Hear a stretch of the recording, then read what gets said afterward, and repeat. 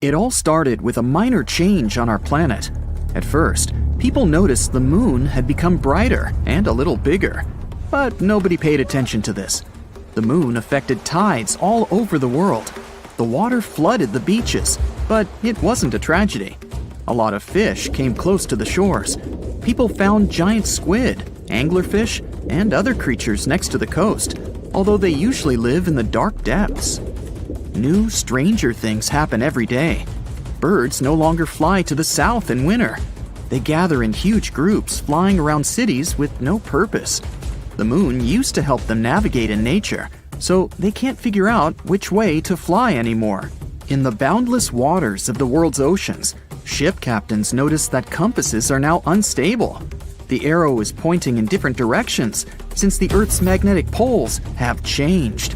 People realize the moon has started to approach Earth for an unknown reason. The moon's gravity affects the gravity of our planet. This entails changes in the climate, the behavior of all living beings, and the magnetic field. Now, it rains in the driest places and gets hot in the coldest lands. It's knocking down ecosystems all over the planet. People living near forests hear wolves howling all the time. The moon drives these animals mad. The Earth's natural satellite is growing in size and lights up the night much brighter. Nothing critical has happened yet. People don't panic because they don't want to believe the end is coming. But then, one day, the moon reaches a critical point. You're walking down the street listening to music, and at that moment, someone pushes you. Okay, maybe that guy is late for work. You keep walking, and a girl coming by hits your shoulder. "I'm sorry," she says, and goes away. You've noticed the fear in her eyes. You look ahead and see people running towards you. You take off your headphones and hear screams and sirens. People leave their cars and run away. Hundreds of seagulls are flying in the sky. You hear a strange noise among all the sounds of chaos. It seems to be water. How is this possible? You're in the city center, a few miles from the shore. But there's no time to think. You notice a huge wave flooding the streets and heading straight to you. You run into a building and go up to the 10th floor. From here, you're watching the water filling the city. The strong stream blows all cars, one-story buildings, and trees off the road. You notice a shark and other fish in the water. People are hiding in houses and on the roofs. The whole city is quickly plunging into a catastrophe. The TV is working in the building where you're hiding. You learn that floods are occurring all over the world. Massive tsunamis cover coastal cities. In some places, waves reach the height of a 30-story building.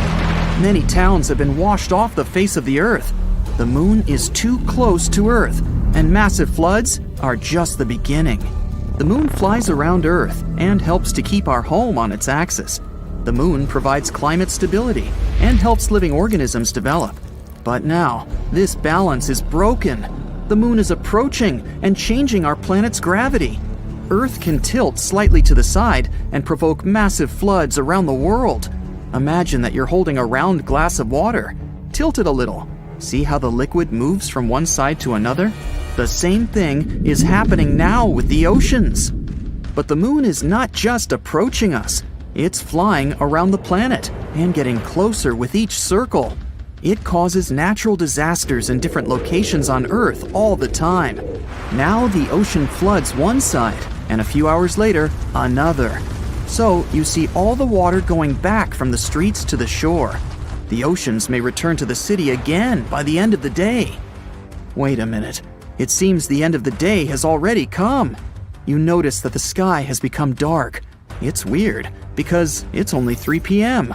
The moon changes Earth's rotation speed and makes the day go faster. The moon covers almost the entire sky and brightly illuminates our planet. You see huge lunar craters. It's so close that you can still see it even when the sun shines. In some places, the passing moon obscures the sun. The water is leaving the streets and everyone goes outside. At this moment, an earthquake begins. The road is cracking and the houses are collapsing. There are landslides on the street. Tectonic plates are shifting all over the planet. Imagine two magnetic balls that are approaching each other. So, one ball is the moon, and the second one is Earth's core. What do you think will happen to what's above the core? That's hundreds of thousands of miles of the Earth's crust. And now, it's all moving. Destructive cracks are emerging all over the world. The planet's highest mountains break down and turn into a pile of stones. The seabed cracks and releases magma from the underground depths. Volcanoes wake up and erupt magma. Clouds of volcanic ash cover the sky from the sun and the glowing moon. But the scariest thing is still ahead. A collision is inevitable. The moon flies around the planet like a ball in a round glass with a hole in the center. This force drives clouds all over the planet. Now there's a thunderstorm, but in 5 minutes, it will be snowing. Then the night comes, and it starts raining. Water droplets consist of mud and volcanic ash. It's difficult for people to breathe without gas masks. Atmospheric pressure is constantly changing. Some people experience severe migraines, and some have sore joints. But there's no time to think about your health. Humanity needs to figure out how to save itself from the collision. A new gravitational order will come when the moon crashes into Earth. Continents will change their shape. They will combine into one giant piece of land or split into 100 smaller ones. The energy of the collision can burn all the oxygen in the atmosphere and make the planet unsuitable for life. Hiding underground also makes no sense because of deep earthquakes. People decide to spend their last hours with loved ones and their families. The moon is getting closer.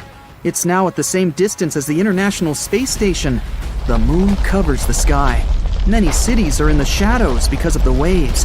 Tsunamis, several miles in height, crash down on the ground.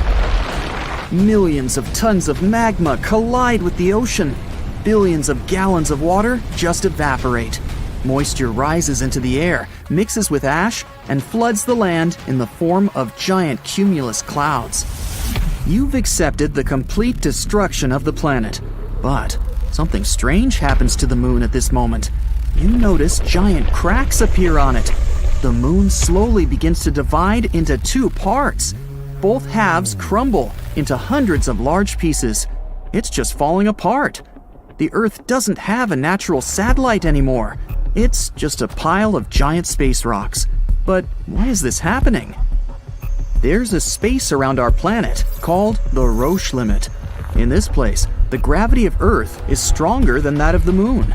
This means that the forces holding the moon together are weaker than those that tear it apart. People are cheering. The Roche limit has saved the planet. The moon won't hit us. It breaks up into millions of fragments and forms a circle around our globe. Now, Earth looks like Saturn. A belt of moonstones surrounds us. Huge chunks destroy everything in their path, all the space debris. The satellites are no longer working. Humanity loses its means of communication and navigation. People will have to use paper maps again. The moon held our planet's orbit at a certain angle before these events. Now the axis is tilted differently. One hemisphere becomes closer to the sun, and the other plunges into shadow. The North Pole and the Arctic may turn into hot deserts, and the equator of the planet may be covered with ice. Winter and summer can last for years. The moon's remnants fly around Earth, but some of them fall on our planet. Lunar meteor showers destroy cities and create giant craters. All these events lead to the massive destruction of life on Earth. It will take hundreds of thousands of years to adapt to the new world. What if we lived in a world where the moon and the sun swapped places? Yeah, I know what you're thinking. The consequences would be staggering and catastrophic. But here's an interesting take. What if we somehow survived all this? What would our life look like in such a new world? And what would happen to the solar system? Time to find out. Let's start with the moon. Did you know that the moon is responsible for the tides on Earth? You know, that thing where the ocean goes in and out like it's playing a game of beach volleyball? All thanks to our satellite's gravitational pull. The moon also helps stabilize Earth's rotation. It's pretty important if you don't want to end up like a certain planet that spins on its side. Looking at you, Uranus. Plus, It acts as a shield, protecting us from some of the more harmful cosmic rays, asteroids, and space debris. It's like our personal bodyguard. And without our satellite, we might not be here cracking jokes and enjoying life at all. Some scientists think that the moon played a crucial role in the development of life on Earth. Without its gravitational pull, we could have a crazily erratic climate. Also, the moon could have redistributed water across our planet, and we all know that water means life. As for the sun, we all know how important it is. It provides light, heat, and energy for all the planets. But, just like any good party host, the sun can get sometimes a little too intense. Never forget that it's an extremely powerful and massive star, with a surface temperature of about 10,000 degrees Fahrenheit. If it wasn't for our ozone layer, we would all get burned instantly. The distance between the Earth and the Sun is about 93 million miles. Scientists took this distance and turned it into a unit of measurement, 1 astronomical unit, or AU. The closest distance that the Earth could approach the Sun without being completely destroyed is about 0.9 AU. At the same time, if we move too far, further than about 1.2 AU, our planet will turn into a snowball. So we got pretty lucky with our location. Meanwhile, the distance between Earth and the Moon is about 0.002 AU, or 240,000 miles. It's super close to us. Now that we know how important these two are, and how much their position affects our world, let's try to swap them. Surely nothing bad will come of it. First, let's imagine for a moment that the Sun was in the Moon's place. You probably already know what will happen to us. The intense heat and radiation from the Sun would be like the world's worst sauna, with the temperature on Earth rising rapidly. Any living thing on Earth would leave behind nothing but a pile of ashes. But the destruction wouldn't stop there.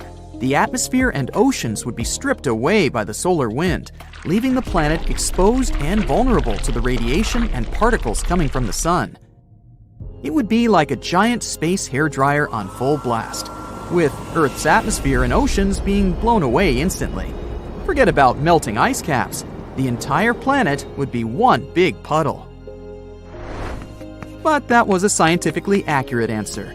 Boo, boring. Now, what if we could somehow survive this catastrophe? Like, what if we had some super advanced technology to protect us from being fried to a crisp? First up, even if our planet somehow survived, things would still get pretty toasty, since the Sun would still emit way more heat and energy than the Moon.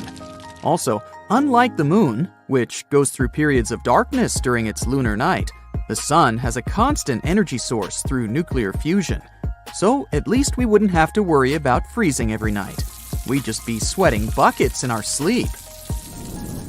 Of course, all this extra heat would have some serious effects on our ecosystems. Plants and animals would have to adapt to survive. And we might see some major changes in the way life on Earth operates. Imagine the confusion of nocturnal animals. Without the Moon, they would have no idea how to navigate or hunt. So, what would we do in this new, super hot world? Well, maybe we could build some seriously high-tech greenhouses to trap all this heat. Or we could use some giant mirrors, or other reflective surfaces, to manipulate the amount of sunlight that Earth receives. Next, we have the Sun's gravity. Remember how we said that the Moon's gravitational pull is just right for stabilizing Earth's orbit? So, if we replace it with an entire star, things would get pretty wacky. We're talking about extreme changes in seasons, climate, and all sorts of weather-related shenanigans. Your everyday life would look like it's trying to do the cha-cha slide during an earthquake. The Earth's rotation would also speed up drastically. This means shorter days, longer nights, and lots of confusion with working hours and birthdays. So, is there any way to fix this? Well, hypothetically, we could use some massive spacecraft or other technologies to artificially adjust Earth's orbit and rotation.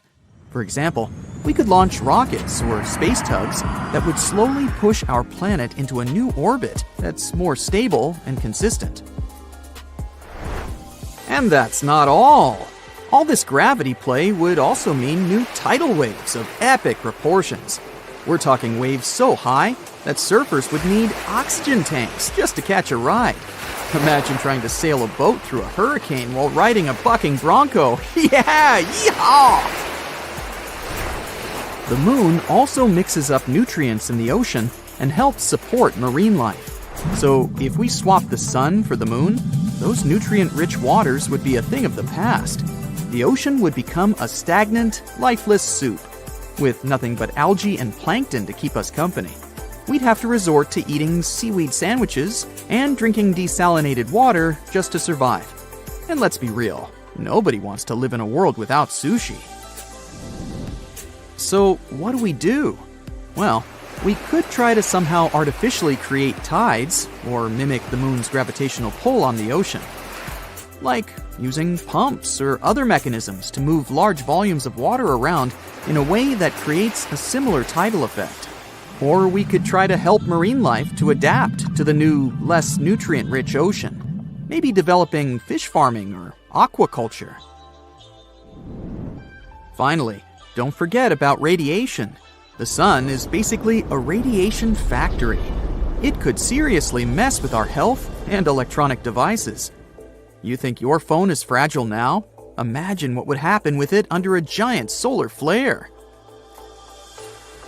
So we'd need some seriously advanced shielding technology to protect us. We're talking materials that can withstand temperatures hotter than a jalapeño's backside, and magnetic fields powerful enough to deflect charged particles. Oh, and tons of sunscreen. In summary, if we replace the moon with the sun and somehow manage to avoid catastrophic consequences, it would be a completely different world than what we know. But it wouldn't just be the Earth that would feel these effects. So what would happen to the rest of our solar system? For starters, if the sun, with its crazy gravitational pull, took the moon's place, it would start seriously messing with the other planets' orbits. They might be sent careening off in random directions, like bumper cars. The planets would also have some taste of the sun's fiery personality. They would have to deal with all the radiation and charged particles. Lastly, the sun's magnetic field is incredibly strong, and if it took the moon's place, the other planets would be forced to dance to its tune. This could cause electrical storms, auroras, and other crazy electrical effects everywhere. And what would happen to the moon itself? Unfortunately, its reign in the center of our solar system won't last too long. Most likely, it will either start orbiting the sun and be eaten by it, or simply fly away like a free bird. So there you have it, a cosmic prank gone horribly wrong. What can we say? Let's just be thankful that such a scenario isn't physically possible, and instead enjoy the beautiful moon and the life-giving sun from a safe and comfortable distance. It's dark outside, almost 2 a.m. You go outside and look at the sky, and here it is, bright, full moon. You might think you know a lot about Earth's natural satellite, but let me ask you this: how did it form? The answer is, nobody knows. But of course, there are theories. The most popular one, called the giant impact theory, claims that the moon formed during a collision between Earth and another planet. This planet must have been smaller than ours, the size of Mars, and the collision itself probably happened around 4.5 billion years ago. Another theory, called the capture theory, claims that the moon used to be an asteroid or some other wandering body. It formed somewhere else in the solar system. When it was passing by Earth, it got caught by our planet's gravity. But here is one catch. Our planet and the moon have remarkable isotopic and chemical similarities. So, they must have a linked history, which means the moon couldn't have been created elsewhere. Other experts think that at some point in the past, Earth was spinning so fast that some of its material broke away. It soon started to orbit our planet. That's how the moon appeared in the sky. But again, there's one problem. In this case, the proportion and type of minerals on the moon would have to be the same as on Earth. But there are slight differences. The moon is richer in materials that form very fast at high temperatures. There's one more theory, and it's probably the least exciting. It claims that Earth's natural satellite could simply appear along with Earth during our planet's formation. Duh! But these days, a more urgent question keeps astronomers busy. Is the moon really Earth's satellite? Or are these two twin planets? The moon is big compared to our planet, about 1/4 of Earth's size. That's why some experts refer to our planetary system as a double planet. But how correct is that? If we want to figure it out, we need to give the definition to the word planet. According to the International Astronomical Union, a planet is a space body that orbits the Sun, is massive enough to have a nearly round shape thanks to its gravity, and has cleared the region around its orbit. Now, what about a satellite? It's an object in space that orbits around a larger celestial body. If we take the system Earth, the Moon, its center of gravity, called a barycenter, is inside the Earth. That's why at the moment we can't say that we live in a twin planet system. According to this definition, the Moon is the satellite of our planet. Now, let's get back to the past, like 3 or 4 billion years ago. Even though the Moon wasn't a planet, it most likely had a full-fledged atmosphere. It formed at times when powerful volcanic eruptions were rocking our satellite. Gases spread all over the Moon's surface, and it happened so fast that they didn't have enough time to escape into space. At that time, the lunar surface was covered with basins filled with volcanic basalt. Just imagine ginormous plumes of magma hurtling high into the air, falling to the ground and creating lava flows. That's how the basalt basins appeared on the surface of the Moon. At one point, scientists got their hands on samples brought from the Moon. They found out that lava flows there contained not only carbon monoxide and sulfur, but also the building blocks of water. Thanks to these samples, researchers managed to calculate the amount of gas that rose and formed the atmosphere. It became the thickest around 3.5 billion years ago and existed for about 70 million years. After that, poof, the atmosphere was lost in space. But the coolest thing? When the Moon did have an atmosphere, the satellite was 3 to 10 times closer to our planet. One computer simulation even suggests the Moon was probably up to 19 times closer than it is now. The distance between it and our planet could be 18,600 miles, while these days our satellite is around 240,000 miles away. That's why the Moon looked much, much bigger in the sky. Unfortunately, at that time, not even dinos were around to admire the view. These days, the atmosphere of the Moon is almost non-existent, and that's why the satellite can't protect itself from meteorites. The surface of the Moon is dotted with craters. For comparison, there are about 190 identified impact craters on our planet. Many of them are hidden by vegetation or covered with water. But if we speak about the Moon, the number is so much greater, several million, and around 5,000 of them are more than 12 miles across. And since the Moon is less seismically active than Earth, these craters and other ancient formations stay in perfect condition for centuries. When you look at the Moon, it's the brightest object in the night sky. But in reality, its surface is dark because the reflectance of our natural satellite is just a bit higher than that of asphalt. You might know that the Moon's gravitational pull causes tides on our planet, making the oceans bulge out on both the side closest to the Moon and the one farthest from the satellite. But that's not all. The Moon also slows down Earth's rotation. This phenomenon is known as tidal braking. It increases the length of a day on Earth by a bit more than 2 milliseconds per 100 years. The Moon is also moving away from Earth at the same rate at which your fingernails grow. That's about 1.5 inches per year. If one day the Moon floats away into space, our planet will have to live through tough times. Without the stabilizing pull of the Moon's gravity, Earth's tilt would start changing wildly, from no tilt at all, meaning no seasons, to a large tilt, resulting in extreme weather.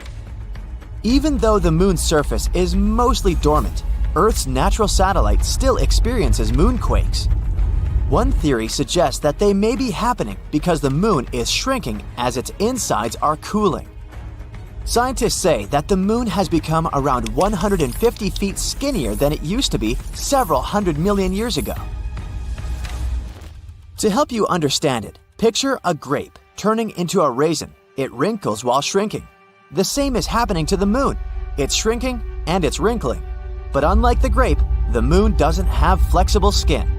Its surface is hard and brittle, so as the moon gets smaller, the crust cracks and breaks, and its sections get pushed over neighboring parts. Want to know another cool thing about the moon? A recent study claims that it has a tail, and every month it wraps around our planet like a scarf. This slender tail is made up of millions of atoms of sodium, and our planet regularly travels directly through it. Meteor strikes blast these sodium atoms out of the moon's surface and further into space. For several days every month, the moon remains between the sun and our planet. That's when Earth's gravity picks that sodium tail. Our planet drags it into a long stripe that wraps around its atmosphere. This lunar tail is totally harmless. It's also invisible to the human eye, 50 times dimmer than what you can perceive. But during those rare days, high-powered telescopes can spot its faint yellowish glow in the sky. The tail looks like a gleaming spot that's 5 times the full moon's diameter. And the spiciest fact for you, 2 or 3 years ago, an asteroid was pulled into Earth's orbit and started to travel around the planet. Even though it was no larger than an average car, it was still a big deal. Out of more than 1 million asteroids astronomers know about, it was only the second one to orbit our planet, called 2020 CD3. It was our temporary mini-moon. It didn't stay with Earth for long, though. The asteroid followed a random orbit and slowly drifted away. Temporarily captured objects such as 2020 CD3 are rare. They need to have a specific direction and speed to be caught by Earth's gravitational pull. Otherwise, they either crash into the planet or fly in another direction.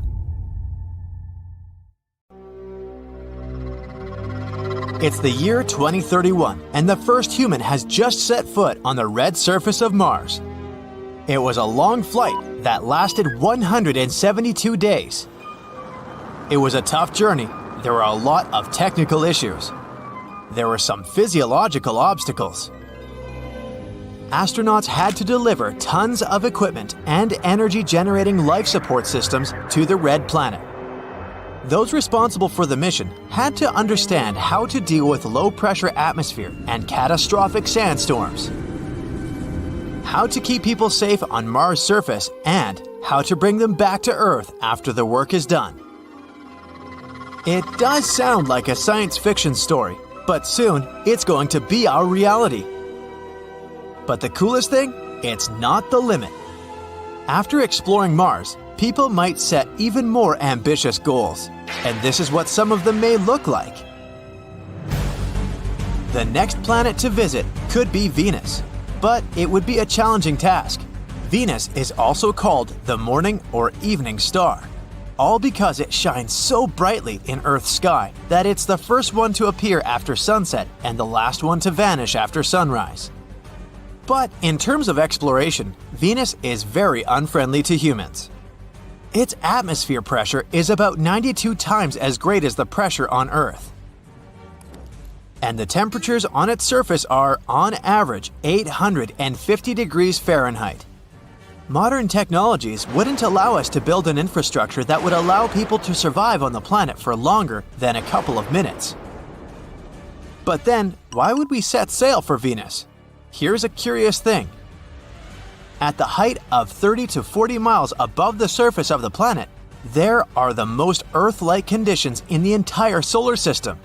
The pressure there is almost the same as in the mountains on Earth, and the temperatures range from 70 to 85 degrees Fahrenheit.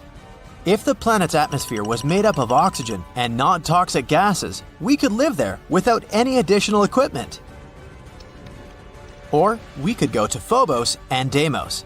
Those are Mars's moons. It would be the first time humans set foot on the moon of some other planet. Phobos is located a mere 3,700 miles away from the surface of the red planet. It would take no longer than a day to reach it. This potato-shaped piece of rock is quite small, a mere 13 miles across. This is the reason why it has a very weak gravity. Deimos is a bit farther away from Mars, about 15,000 miles, but this mini-moon is even smaller than Phobos. It's a bit more than 7 miles across. In other words, visiting these moons wouldn't be unlike landing on an asteroid, and the greatest challenge astronauts would face would be leaving the surface of Mars. To do it, they would need loads of fuel. So, most likely, the first trips to Phobos and Deimos would be launched from space stations orbiting Mars. We could set an even more ambitious goal and head for Jupiter and its moons.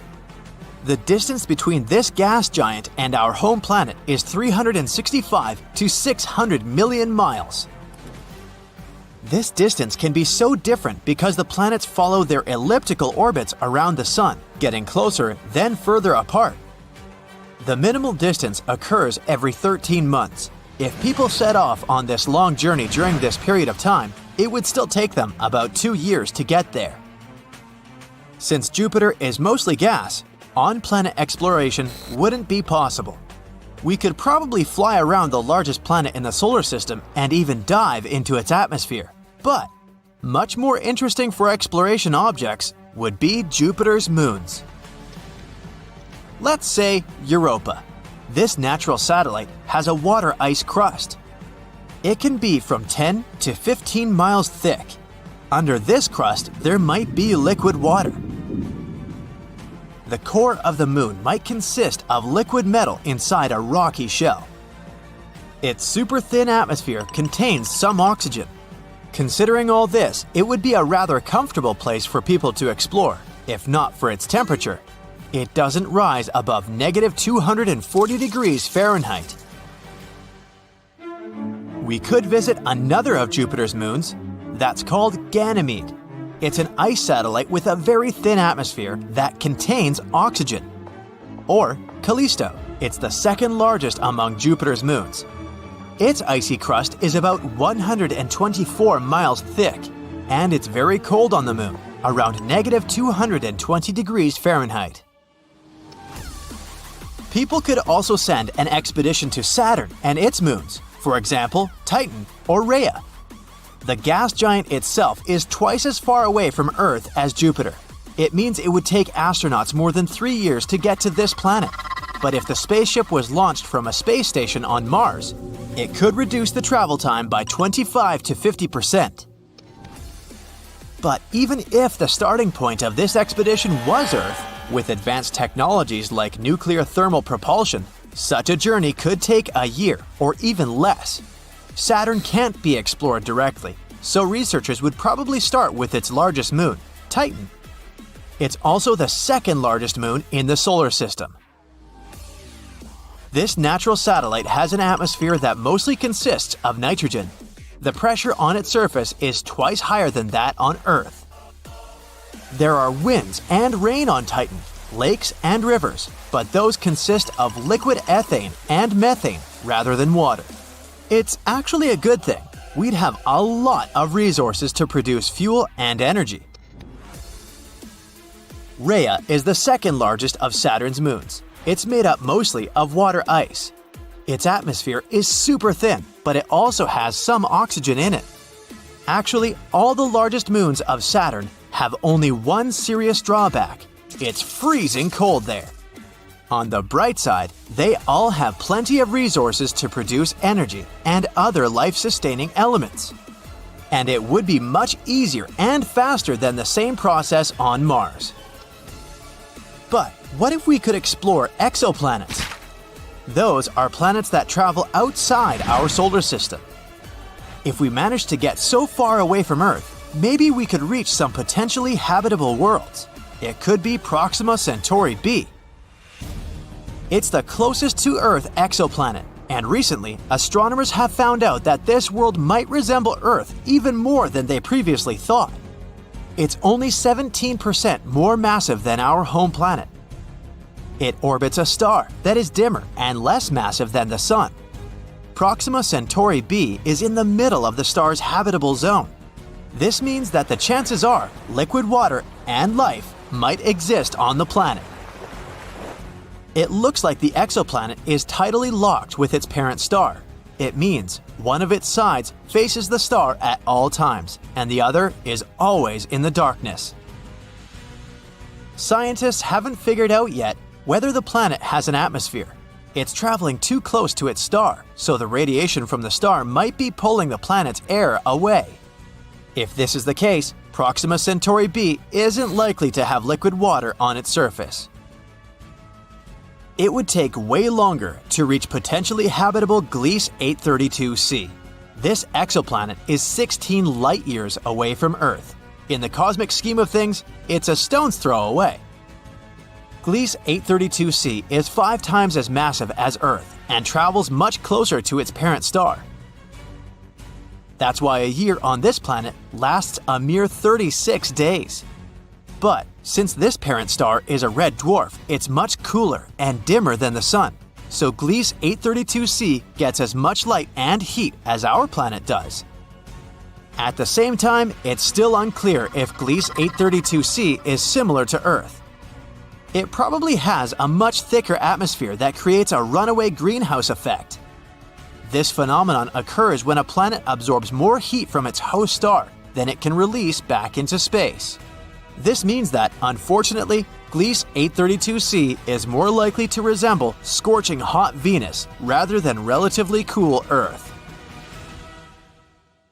About 8 billion inhabitants of planet Earth found out the same terrible news in one day. Someone saw it on TV. Others heard it on the phone while scrolling through social media or listening to music. Some witnessed this news in a dream while sleeping. Someone's voice said it in all languages to ensure everyone understood it. I have good news and bad news for you. Let's start with the bad news. You're all characters in YouTube videos in which your planet gets into a situation where the moon breaks in half. For the audience, it will be a hypothetical story, but for you, these events will become a reality. The good news is that I was joking. There's no good news. But don't worry, the apocalypse won't start on your planet. Maybe just a little bit. Have a nice day. At first, the entire population panics. Then, a few days later, everyone calms down. Maybe it was a mass hallucination, and the moon will be alright. But at this moment, scientists have discovered the danger. A colossal meteorite is flying towards us from the distant depths of space. This meteorite is super fast and pretty flat, but has sharp edges.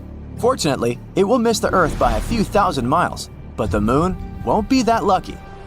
The meteorite flies through our Earth's only natural satellite directly in the middle. So it passes through the moon, sweeps past our planet, and flies away into distant space. At this moment, all people can't take their eyes off the moon. The meteorite cuts it perfectly in half, gently, clearly, painlessly. So, what shall we do now? Will the Earth survive this?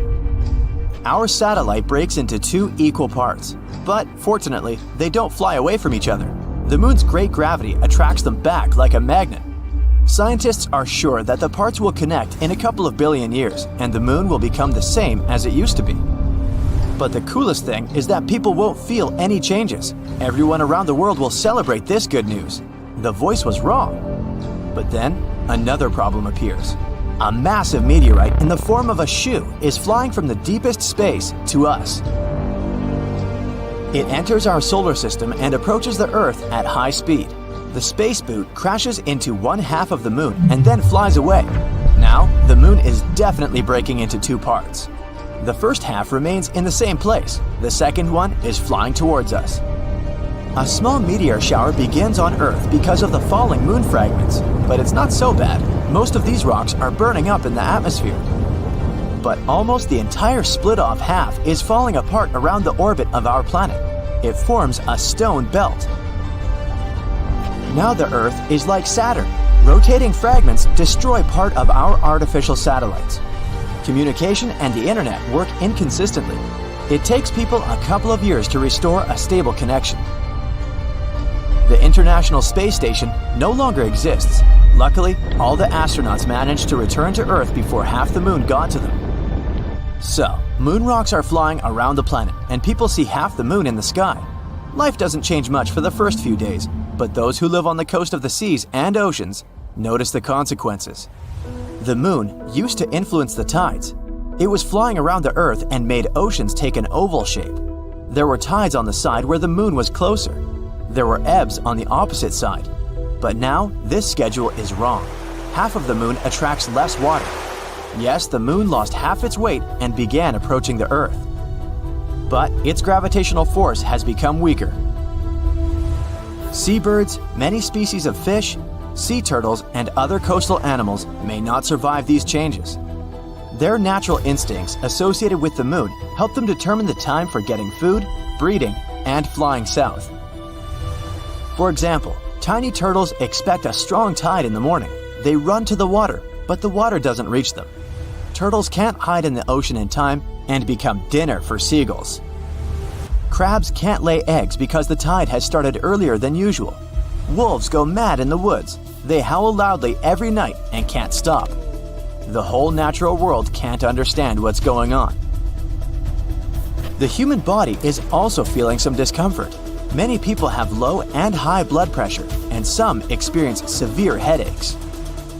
Half of the moon changes the entire ecosystem of the planet. Adapting to new conditions will take several tens, maybe hundreds of years. A couple of weeks pass, and people notice the days are now shorter.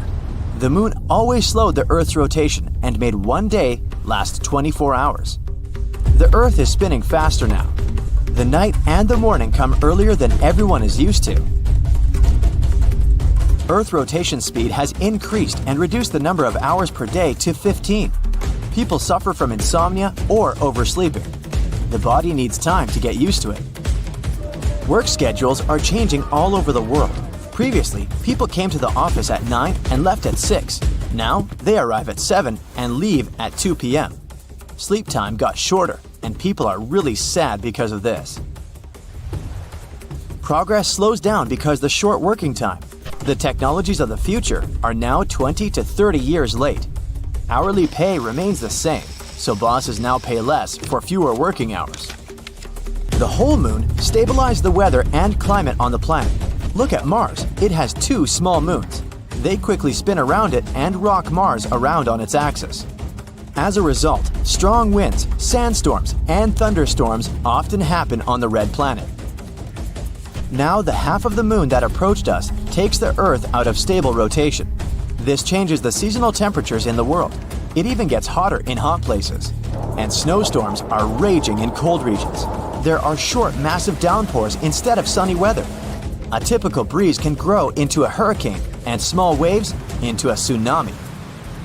The seasons are changing faster now. Winters are colder and summers are hotter. Changing the rotation of the planet affects the Earth's magnetic field. Since the compass and navigation systems are unstable now, we need to recalculate where the north and south are. Birds can't fly south to wait out the winter since they don't know what direction to fly. Their inner compass is broken. Several hundred years have passed. People are entirely accustomed to the new conditions on Earth. New species of animals and fish have appeared. Birds can navigate the sky by the moon again. The planet's economy has been restored. Hourly wages have become higher. People now get enough sleep from 5 to 6 hours a day and work for 4 to 5 hours. The reduction of day and night has also affected the entertainment industry. Movies now last 1 hour. One episode of some TV series lasts 30 minutes. Life goes faster. An average person now lives to be 96 years old. In fact, the passage of time hasn't changed at all. Its calculus did. Several thousand years have passed. People look different now. Now they have big eyes that absorb more light. Half of the moon doesn't shine as bright as the whole thing, so the nights have become darker. It took the human eye a couple of thousand years to develop the ability to see clearly in this new dark. Animals need to navigate better in these conditions, so their eyes have become larger and more sensitive. During all this time, people have cleared the orbit of moon rocks. Several space stations fly around our planet. And again, people hear this strange voice that once told them that they were all characters in one hypothetical YouTube video. This time, the voice says, "Your story ends because the video ends. I'm sorry. Good night." Soon we might start constructing loads of stuff on the moon. All because India's moon mission has recently detected sulfur near the moon's south pole. This chemical element can come in extremely handy for creating infrastructure on our satellite. It's the first time this chemical element has been discovered on Earth's natural satellite. This sought-after element is mostly found near Earth's volcanoes. Its appearance on the moon speaks volumes about the satellite's volcanic history and its past atmospheric conditions. The mission's rover detected this chemical element less than a week after touching down around 70 degrees from the moon's south pole on the 23rd of August, 2023. This historic landing on the lunar surface made India the fourth country to safely land a mission on the moon. It's also the first spacecraft to touch down so close to the south pole of our satellite. It's an area of strategic importance because it's believed to be home to deposits of water ice. If it turns out to be true, future missions might be able to harvest it and turn this water ice into drinking water or even rocket fuel. For 2 weeks, the lander carried out the data collection, mainly focused on the analysis of the moon's soil and its extremely thin atmosphere. Meanwhile, the solar-powered Pragyan rover started its quest to find frozen water on the moon.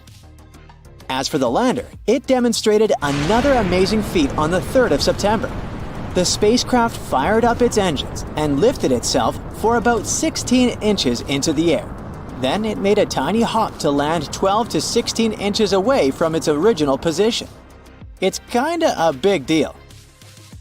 Being able to get a lander back off the surface of the moon is essentially for future missions, showing that they can safely return soil samples or even astronauts back home after a lunar mission. In September, the Indian spacecraft was put into sleeping mode.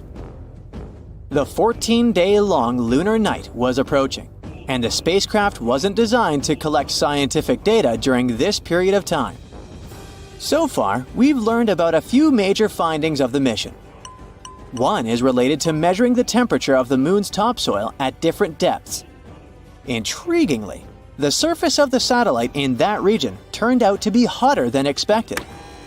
It was believed that the temperature could be between 68 and 86 degrees Fahrenheit on the surface, but it was around 158 degrees Fahrenheit, way hotter than it should be. The other discovery indicates the presence of several chemical elements, including oxygen. Besides, the data received from the spacecraft confirms the presence of aluminum, calcium, iron, titanium, silicon, and other chemical elements on the lunar surface close to the South Pole. The rover also used special instruments designed to measure quakes and rumbles beneath the lunar surface to detect some seismic activity.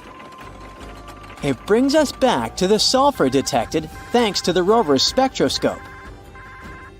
Scientists are currently working on figuring out whether this element formed on the surface in a natural way or whether it's the result of volcanic activity or a meteor strike. Another astonishing thing found on the moon is a rock, and it may be the oldest known Earth rock. A 0.7-inch wide chip included in a large rock collection brought to our planet by Apollo astronauts might actually be a 4-billion-year-old fragment of Earth. This finding could help us paint a better picture of the intense pounding early Earth got at the dawn of its life. It could go like this.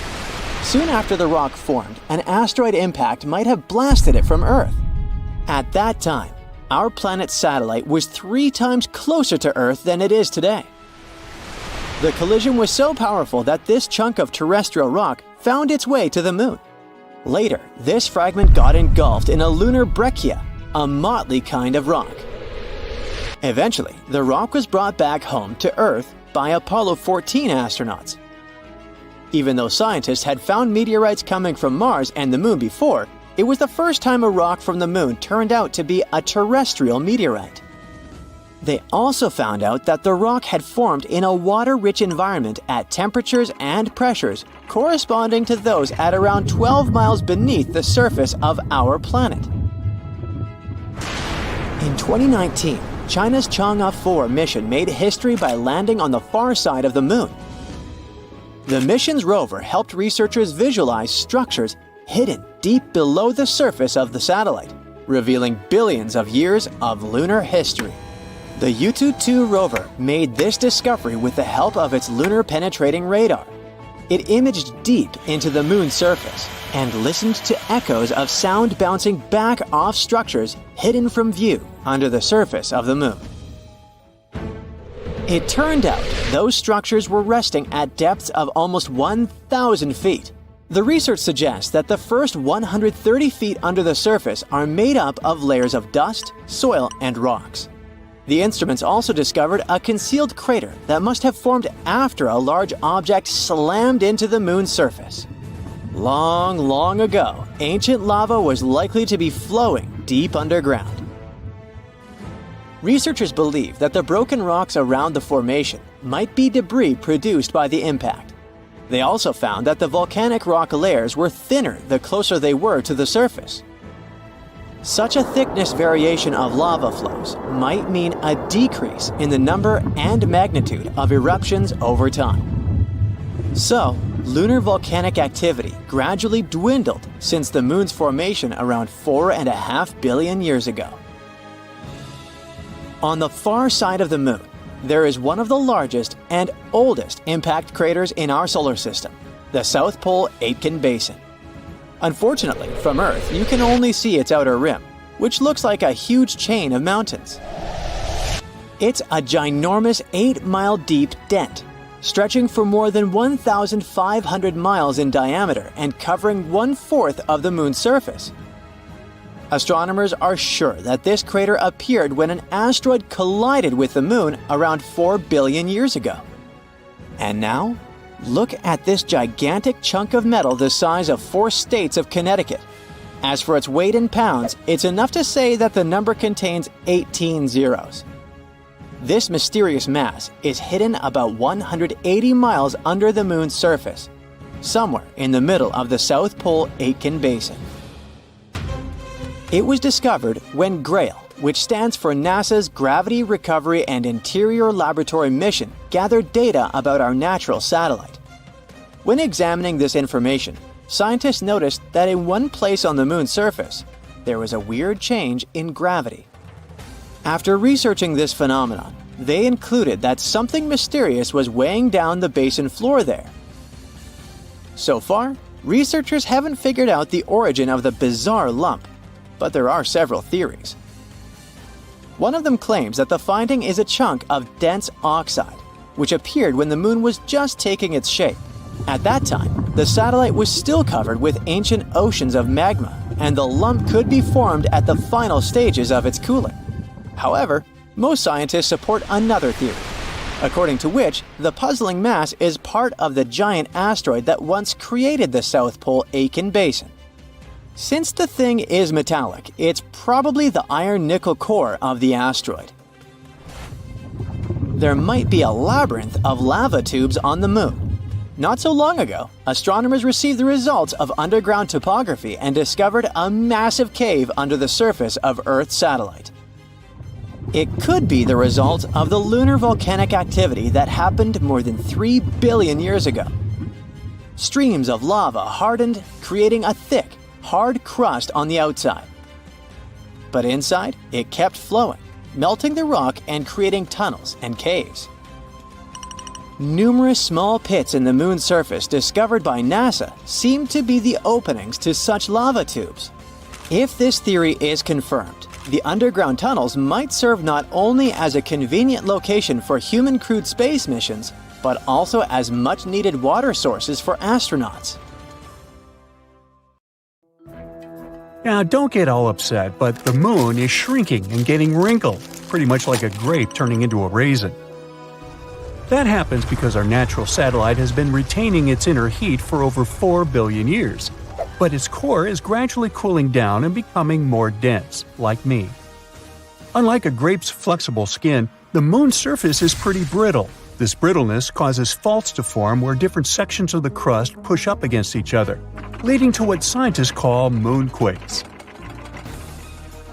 So far, our satellite has shrunk by around 150 feet in circumference. It's such a tiny change that it won't affect the look of eclipses or the phases of the Moon. Even tidal cycles won't be affected since the Moon's mass hasn't really changed.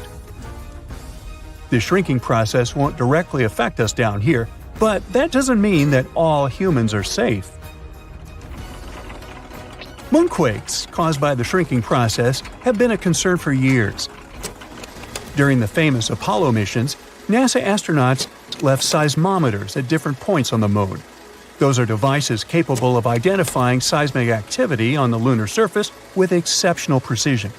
The equipment was operational for several years, and it managed to capture over 12,000 moonquakes, ranging in magnitudes from 2 to 5. Up until 1977, the team was able to identify 4 distinct types of quakes. Some tremors, like those caused by meteorite impacts, were relatively easy to identify. But the cause of the so-called shallow moonquakes remains a mystery to scientists, and that can be an obstacle to future missions on lunar soil. As the name suggests, shallow moonquakes occur relatively close to the surface, typically between 30 to 135 miles beneath the surface. Recent research suggests that these tremors are triggered by the compression of the Moon's surface, leading to the formation of thrust faults, where one surface layer is pushed up over another. This study also discovered where the epicenters of the strongest ones were. It all started in the South Pole region, precisely where we want to settle down. Interest in the lunar South Pole peaked in 2023, when India's Chandrayaan mission successfully landed and deployed a rover to explore the area. NASA also has plans for the same spot. And their ambitious goal is to take astronauts there for the very first time. The Artemis 3 mission, scheduled for 2026, currently has 13 potential landing spots at the South Pole, represented by the blue squares here. One of the options is situated within a geological feature called Diguirloch Rim 2, which is a strategic area for exploration. It might have ice, because parts of it are completely in the dark, but it's close enough to areas that do have sunlight, which is crucial as a source of power.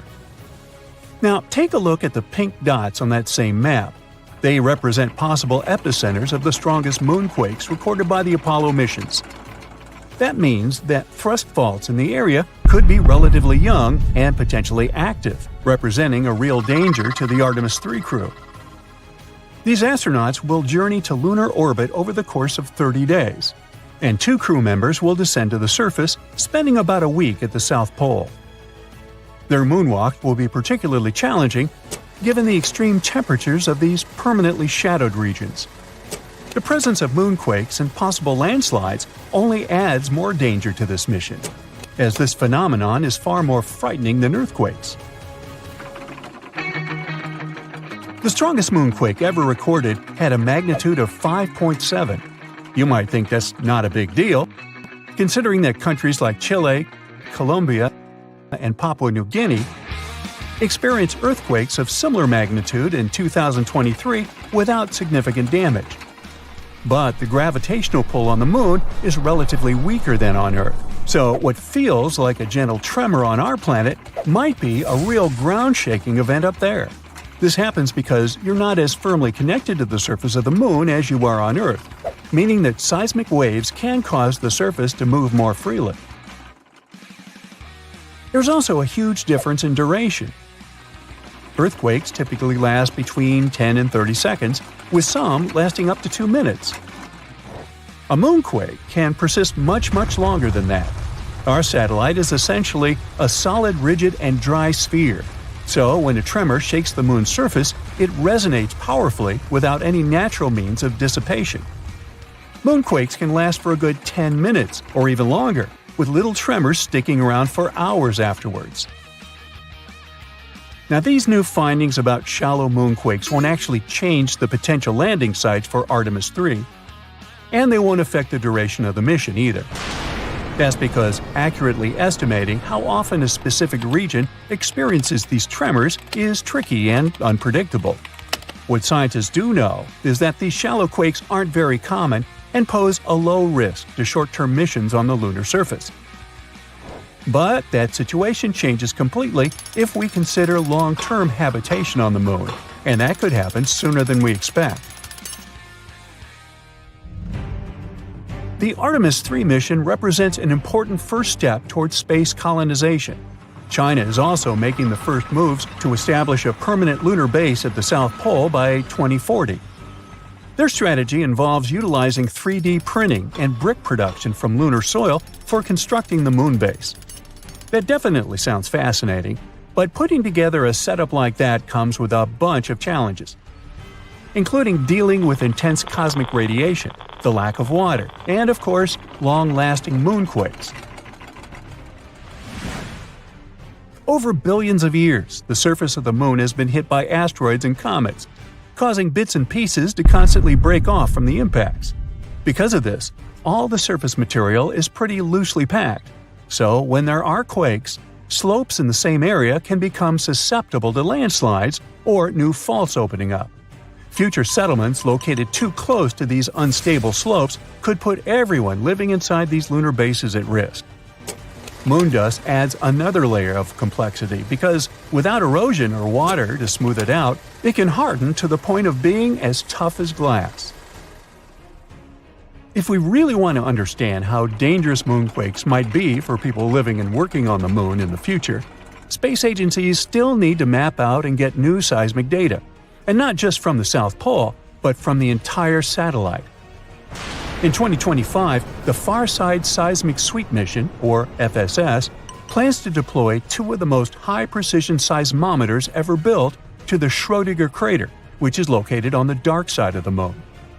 Finding out what's happening on the ground there is crucial for understanding the complex lunar structure and its internal dynamics.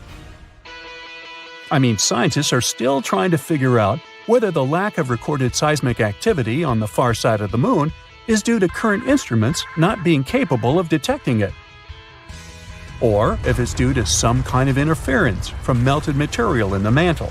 Once they have this answer, it will be easier to fully understand the phenomenon of shallow moonquakes and assess their implications for future neighborhoods on our natural satellite. Now, you may have heard that Earth is also shrinking, but it's a different process. Basically, the Moon is getting smaller mainly because its core is cooling down naturally.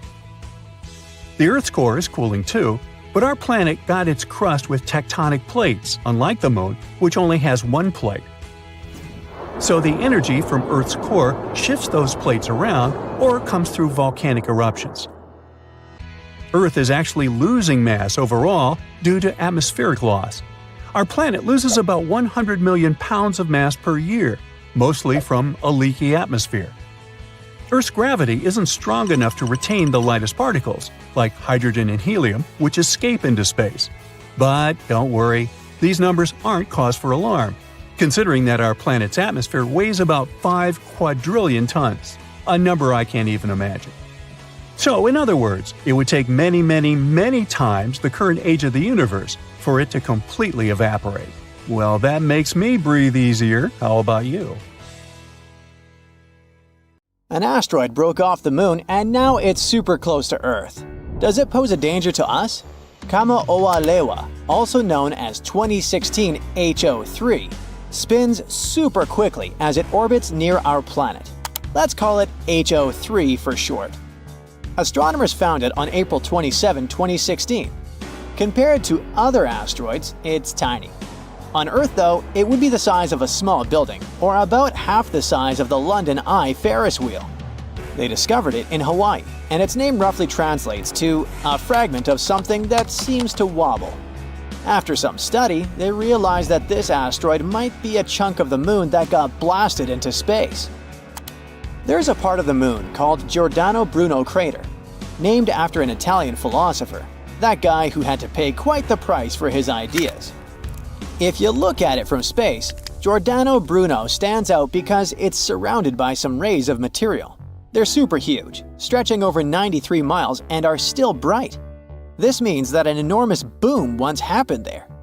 There's an interesting story about this. In 1178, 5 monks were traveling in Canterbury, England. Suddenly, they saw something strange happening on the moon. They said it looked like the moon was splitting, with flames and sparks.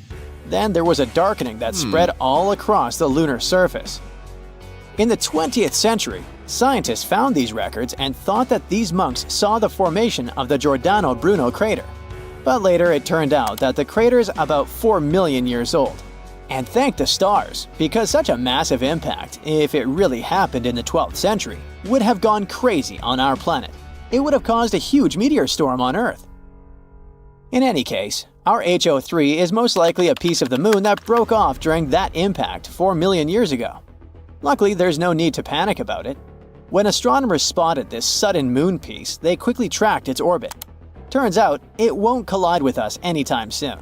It's going to be our quasi-satellite for at least 300 more years, meaning it'll follow a path around the Sun that keeps it close to Earth without colliding. Its orbit is wild though. It seems to be constantly looping around our planet in some pretty unique loops, moving closer and going away, up and down. And then somewhere in the 24th century, it will go even more crazy, switching to a horseshoe orbit, slowly going away from us. Could HO3 collide with us someday? Maybe, but that would happen over millions of years, when it would leave its current orbit and collide with Earth, Venus, or even the Sun itself. Or maybe entirely ejected from the solar system. Even though it's one of the closest asteroids ever discovered, it's also one of the smallest and most stable ones. This discovery also opens up some exciting ideas about life in the universe. We see that rocks can travel between celestial bodies. There is a theory that life could have been spread all across the universe by traveling on these rocks like on some space Ubers, or at least the building blocks of life like carbon. Maybe life even hitchhiked to our planet on rocks from Mars. HO3 probably doesn't carry any life, but the fact that it can travel for millions of years carrying stuff on it and feeling fine supports this theory. Astronomers want to send something to investigate HO3. Back in 2017, a group of students gave an idea of using a spacecraft for it.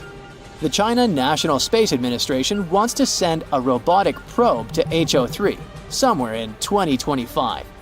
The robot should fly there, collect samples, and bring them back to Earth for study. Unfortunately, you can't see this asteroid in the sky with the naked eye. Its size is about 130 to 330 feet in diameter, so it would be too tiny and dim to see without a super powerful telescope. But there is an asteroid that you'll be able to see, and it will be insane. In 2029, a large asteroid will pass so close to Earth that it will be visible to the naked eye. Make sure not to miss it, because this is a once-in-a-thousand-year event. The asteroid is known as 2004 MN4, or Apophis for short. It's much bigger than HO3, about 1,210 feet wide. This will be the closest asteroid passage ever. This one actually caused some panic back in December 2004, all because there was a 2.7% chance that it could hit Earth in 2029. People were horrified. Even the name, Apophis, is inspired by an evil serpent from ancient Egyptian mythology. A huge monster that fought Ra and always tried to swallow the sun and destroy the planet. Luckily, when scientists got more data, they realized that it would pass pretty close to us in 2029, and we'd be able to see it in the sky. But then, it will just fly away like a chill asteroid. There was another worry though. That during its close pass, Apophis might travel through something called a gravitational keyhole. Basically, that it could travel through a specific narrow region of space which would accidentally alter its orbit. And then it would make an epic comeback in 2036, like the planet from the movie Melancholia. However, after some calculations, scientists ruled out this possibility as well. Apophis will still come quite close to us in 2036, but it will be about as far away as Venus is when it overtakes Earth. and then Apophis and Earth will just go their own separate ways. On average, an asteroid the size of Apophis is only expected to hit Earth once every 80,000 years. And if it did hit us, it would completely destroy a huge area, causing earthquakes and tsunamis all around the world. But it wouldn't cause an apocalypse or anything like that. You'd only be able to see Apophis from Europe, Africa, and Western Asia. So if you want to see it, you might need to travel. The asteroid will look like a fast-moving star in the night sky, shining bright enough to be seen without any special equipment. It would be easy to spot at night, though city lights might make it harder to see. Now, can you imagine that these are not the only guys hanging nearby? Both HO3 and Apophis are part of the so-called Apollo orbit asteroids. These are the asteroids with orbits going around Earth, an entire group of dangerous fellas. Since they cross Earth's orbit, they have the potential to come close to or even collide with our planet. The first asteroid of this group to be discovered was 1862 Apollo, named after the Greek deity of the sun. It was first discovered in 1932, and the group was named after it. This one was even bigger, almost a mile in size. In fact, it's so huge that it even has its own tiny moon. Apollo crosses orbits of not just Earth, but also Venus and Mars. Fun fact, even though it was the first one of its kind, telescopes accidentally lost it out of view for over 40 years. So scientists went, oh well, let's just keep the count of things we can see. When Apollo was rediscovered in 1973, it wasn't the first asteroid on the list and got a big number in its name. Apollo will fly near us during the next hundreds of years. In 2075, it will be somewhere around Venus, but it should fly by as well. In any case, there's no need to worry, because astronomers are keeping a close track on these guys. If we were in any immediate danger, we'd have known. In order for an asteroid to totally destroy life on our planet, it should be bigger than 6 miles in diameter, like the one that helped to wipe out the dinosaurs 66 million years ago. But these guys are so crazy rare, we'd probably live on other planets by the time they arrive on Earth. The large ball of fire thousands of miles away from us is the brightest object in our solar system, as well as the biggest. If Jupiter was the size of a basketball, then the Earth would look like a tiny little grape. But the Sun makes even Jupiter look like a joke. That big burning ball in the sky is made up of hydrogen and helium, and is 864,000 miles in diameter, making it more than 100 times wider than our little blue planet. It's 10,000 degrees Fahrenheit just on the surface, and 27 million degrees at the core. The Moon, on the other hand, is a little easier to grasp at around 2,160 miles in diameter, which is only less than a third of Earth. It might seem pretty big floating in the sky, but that's because it's the closest object to us. But what if the tables, or in this case, celestial bodies, have turned, and the Moon suddenly became brighter than the Sun? Let's explore several scenarios. Scenario 1.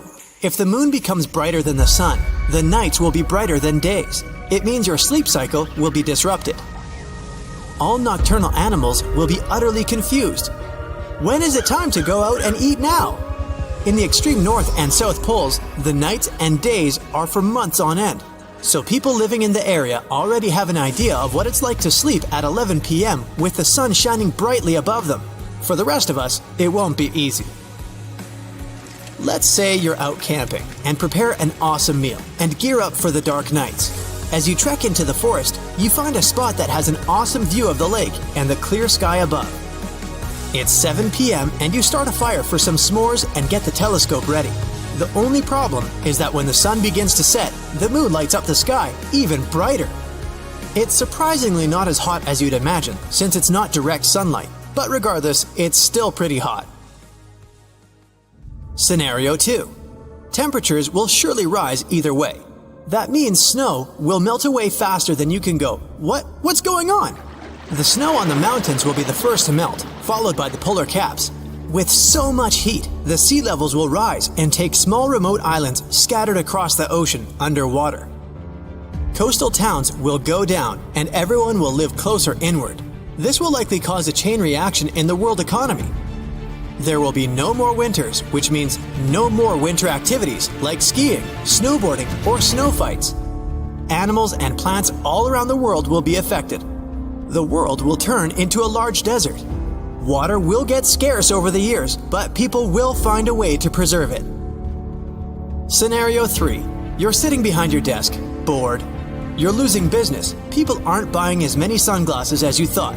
But when the moon suddenly becomes brighter than the sun, and everyone needs to wear those glasses 24/7 when heading outside, you can't keep up with the demand for sunglasses, so you hire more people and grow your business.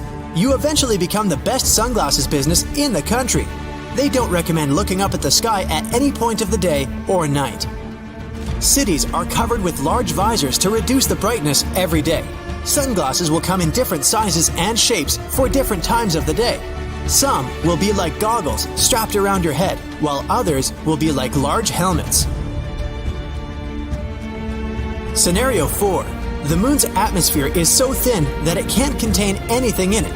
Just like over deserts on Earth, there are no clouds to bring some rain, which is why it's always hot or cold. Yeah, the biggest desert in the world is the whole continent of Antarctica, which is a cold, barren desert, contrary to what people think of the Sahara Desert. So if you still want to land on the moon, you better think twice now. People who are working at the International Space Station will have to find a new office. The moon will be too bright to bear, considering how close they are. If the moon is just brighter than the sun without the heat part, then the space station will only require adjustments to keep the light out. The reason why we see the moon in various shapes is because of its position in relation to the sun. The moon doesn't rotate, unlike Earth. It's kinda glued to us and is always showing the same side. So, depending on the moon's position during the month, we'll have a super bright night during the full moon and relatively shiny nights during the rest of the month. Scenario 5. If the moon became brighter than the sun, it would produce more heat than the sun and probably become larger. Gravity on Earth would change significantly because of the moon's new size. The whole orbit structure would change and affect the celestial objects floating in space. Planets would soon begin to orbit around the moon. Earth might move further away from the sun. If that happened, then everything would have to readjust to the radical changes in gravity. Weak gravity means buildings wouldn't have a solid foundation to sit on and would eventually collapse. Bridges and large monuments would also fail to hold up. People wouldn't be able to walk properly and would do it in a funny way. Scenario 6. In many of these scenarios, I mentioned how the moon would be brighter than the object emitting light, but in this case, the sun would have to come from the moon reflecting from the sun, which means that the sun would have to be twice as bright as it is now. If the sun got 100 times bigger, it would shoot out more rays, which can be damaging and throw off a lot of radiation, harmful to every living thing on Earth. The gravitational pull of the sun might attract more planets to orbit around it and cause other objects in space to join the orbit. The planets would be partying in our galaxy club, and we might be thrown off our orbit course. Of course, this would pose a bigger risk to everything on Earth as things would get hotter and drier than before. Scenario 7. If we're talking about the moon getting brighter, we can also assume it would get closer to Earth than it is now. The brightness won't be the problem here, as gravity will cause major changes on Earth. But every day, 24/7 will be high tide. It will be so extreme that there will be constant floods in every coastal town. All islands will be submerged, which will increase the population of inland cities. Marine life will be having the time of its life when water overtakes the land. Boats will have to be re-engineered for new conditions as well as submarines. Air travel will be the priority, but large cruise ships will look futuristic and have an extra build to sustain the harsh waves. Nighttime will be pretty bright on regular days. It will raise the global temperature, which will melt down the snow, causing the sea levels to increase even more. Comets and other celestial objects will be drawn to a closer gravitational pull, so we will always have to look up whenever we go outside. But no worries, the moon is still up there as it is for a very long time. The Earth and the moon's relationship is complicated. Luckily, we only have one natural satellite. Other planets in our solar system have multiple moons revolving around them. Some are so huge that they're the size of Earth. Imagine several of those affecting our home, but that's a topic for a completely different story.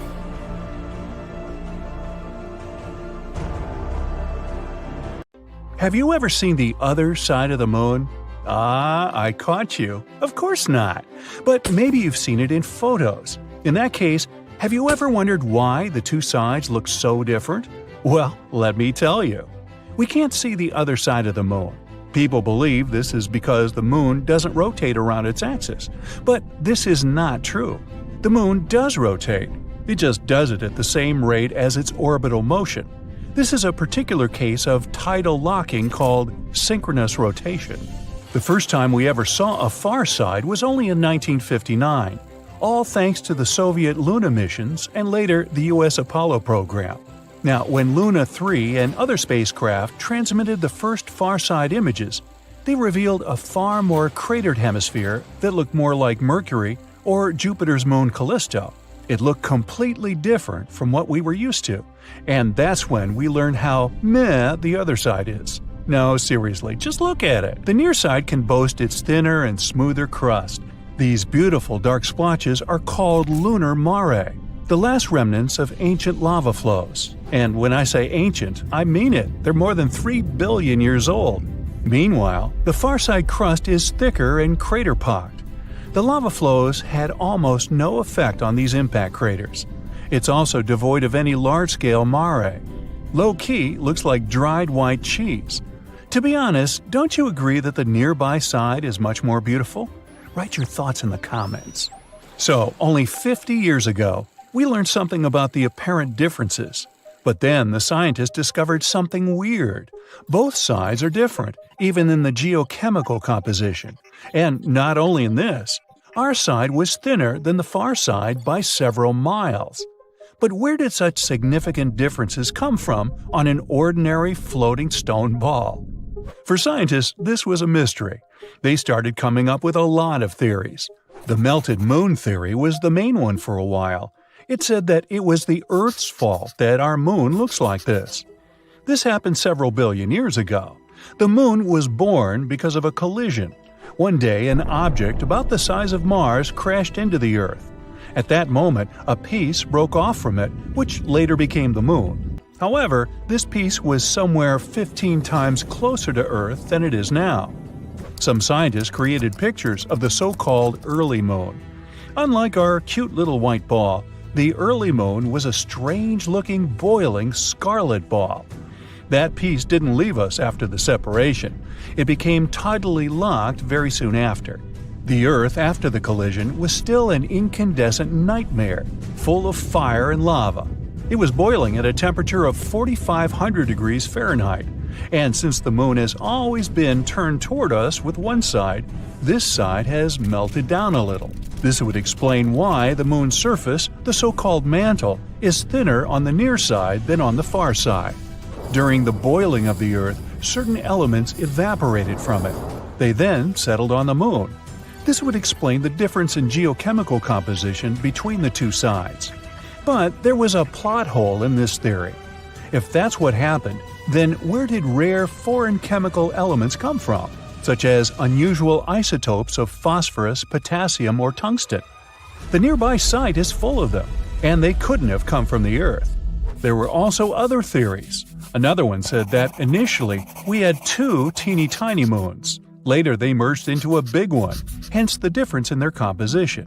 But this theory sounds a bit crazy, and it has a plot hole too. For example, the transition between the two sides is way too soft. If our moon was actually 2 tiny moons, this transition would be more abrupt. So scientists were kind of at a loss on this one. But recently, they finally figured out what really happened to the moon, all thanks to NASA's Grail orbiters. They spent over a year whizzing around the moon, mapping it out, and studying its composition. Using this data, scientists have created around 360 computer simulations. They contain different impacting objects of many sizes traveling at different speeds. Scientists were comparing the results with our current moon. they tried to determine which result was the closest to what we have today. And so, they finally solved this 50-year-old mystery. The answer lies in a collision with a dwarf planet. This collision occurred 4.3 billion years ago. This huge object was slightly larger than Ceres. For those who don't know, Ceres is one of the dwarf planets of our solar system. Its diameter is 580 miles. You could say that one France or one Germany would fit into it. So, this giant object crashed into the Moon, somewhere near the South Pole.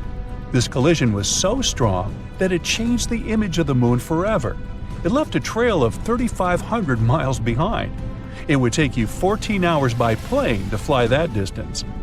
This crater covered the entire near side of the Moon. It caused damage to the Moon's mantle. It also created a so-called South Pole Awaken base, or SPA basin.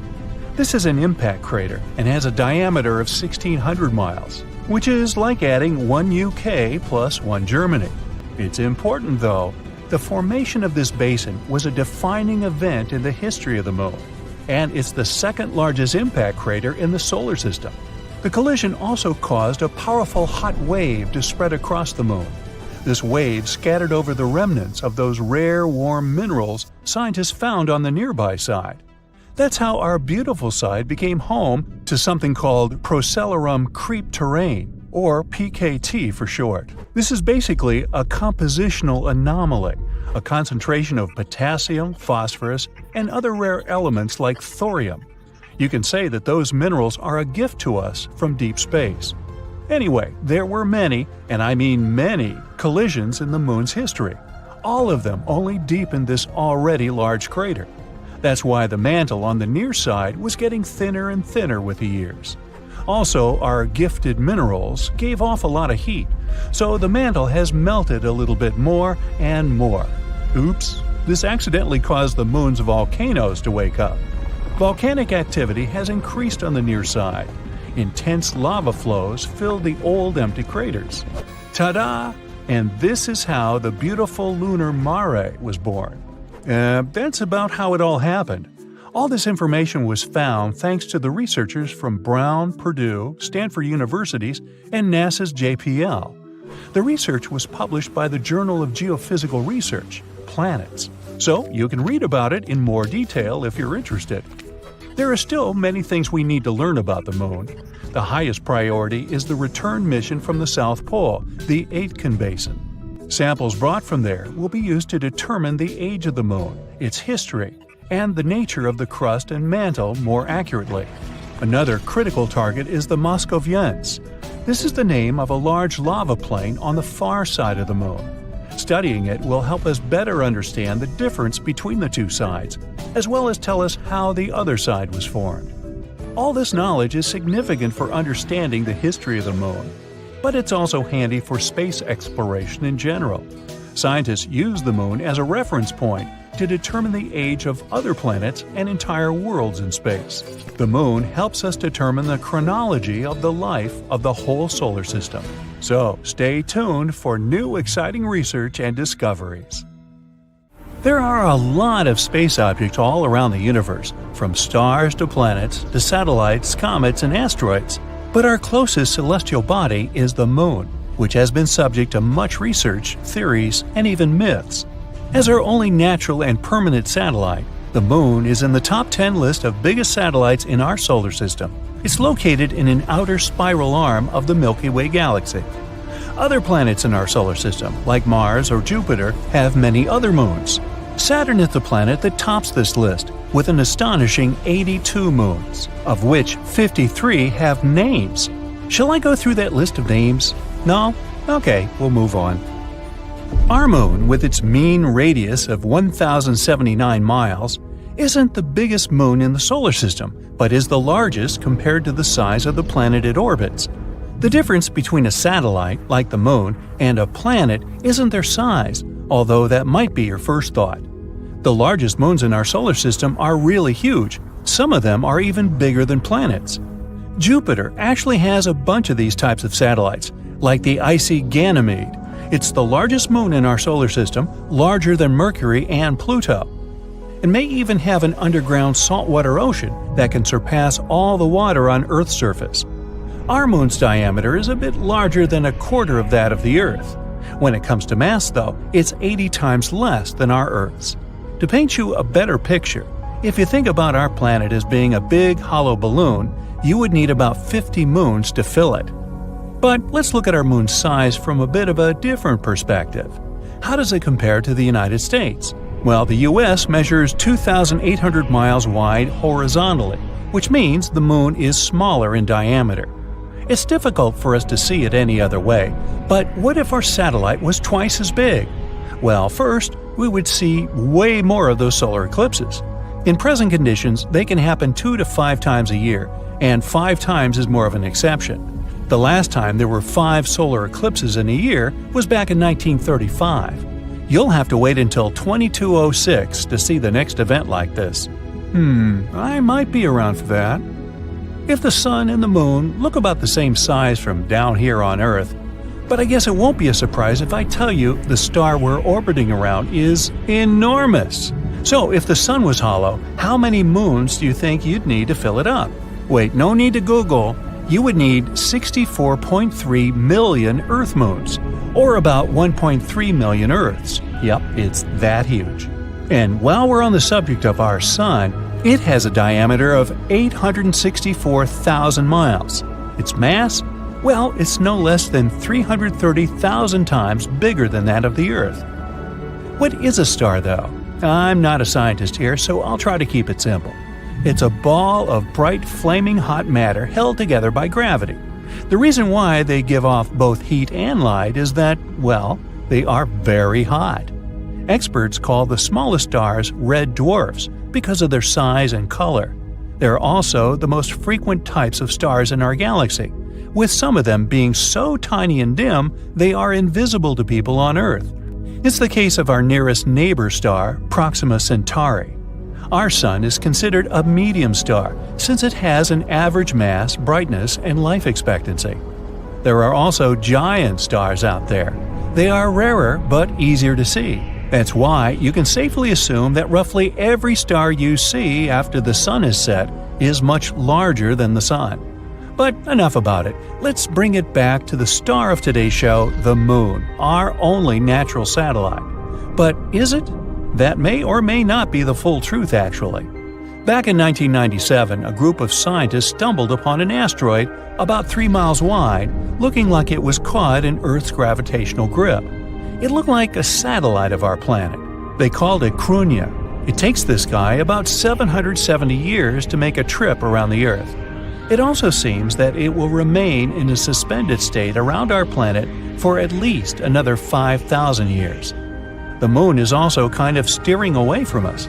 With each year, it essentially holds up some of our planet's rotational energy and uses it to launch itself about 1.5 inches higher in its own orbit. If the data we have available today is correct, back when it was born, our Moon was about 14,000 miles away from us. The distance now is 239,000 miles on average. So, what will happen when it moves away completely? Well, no more songs like Moon River, Fly Me to the Moon, How High the Moon, that's for sure. Then there will simply be no tides in our planet's oceans, and our nights would become darker. The seasons would look a lot different, and so will the lengths of our days. Based on current calculations in the science world, this will take about 50 billion years or so. So there's no need to rush out stocking up on flashlights just yet, unless you just like to hoard stuff. There's also another catch here. Our sun gets about 10% brighter every billion years. I'll spare you the calculations, but to sum up, it's more likely that long before the Earth will be left without its moon, the sun will have already swallowed them both. Gee, I don't find that any more comforting. But hey, what makes a planet, well, a planet, and why isn't our moon considered one? I mean, it's bigger than some other objects in our solar system, which are technically planets. For starters, a planet is a celestial body that does 3 things. It orbits around a star, not something else. It is massive enough to become roundly shaped because of its own gravity. And lastly, it has the power to snatch up any dust or fragments in its orbit as it continues to move around the Sun. So, we've established that the Moon doesn't orbit the Sun, but it doesn't really orbit the Earth either. Both of them orbit a certain point stationed between them called the barycenter. It's about 1,000 miles below the surface of Earth, sure, but still some 3,000 miles from the center of our planet. Since this barycenter lies beneath the surface of Earth, we do not consider the Moon a planet. To be able to do so, the Moon would have to be either about a third larger or a third further away, so that the barycenter would be independent of Earth's surface. The Moon does have some other planet-like characteristics, though, which makes it very special in our solar system. Firstly, it has a crust, a mantle, and a core. It also has quite an active geology, with events like our own earthquakes. You guessed it right, they're called moonquakes up there. Hey, do they have moon pies up there too? Nah, come on. Let's continue our space exploration a bit more. Wait, what? You can't hear me? Of course you can't, because space is utterly silent. Since there's no atmosphere in space, sound has no medium or way to travel for you to hear it.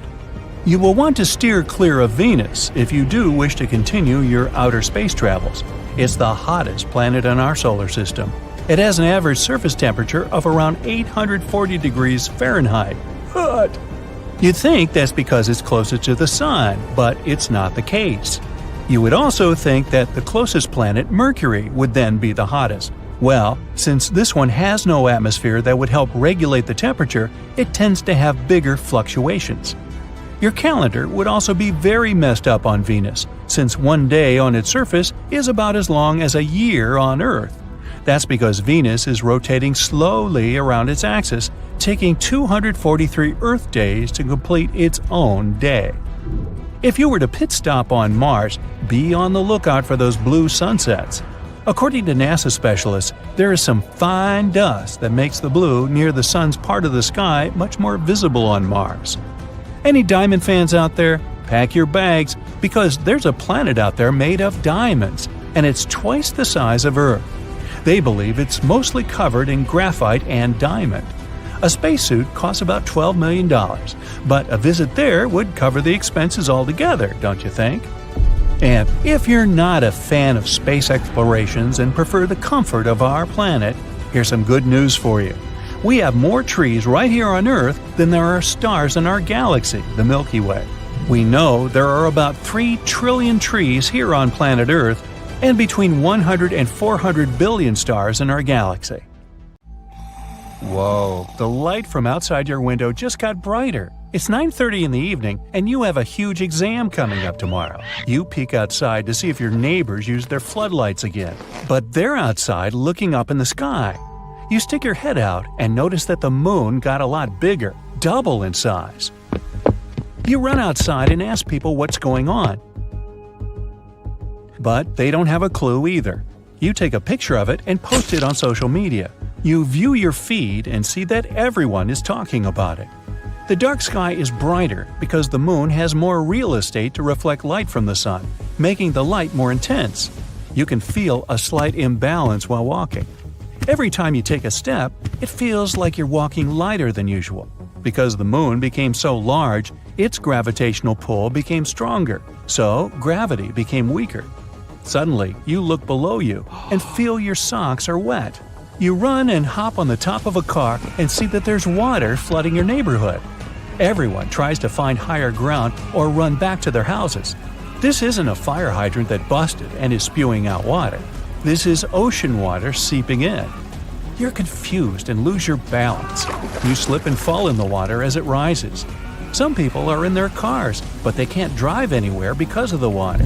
You live near the ocean, but there has never been a tsunami or any flood reports in your whole life. There are no reported earthquakes around the area, so something strange is happening. You run back to your house, trying to see if you can get out your old inflatable raft to help you with the flood. The only problem is that you need to inflate it, but don't have your pump.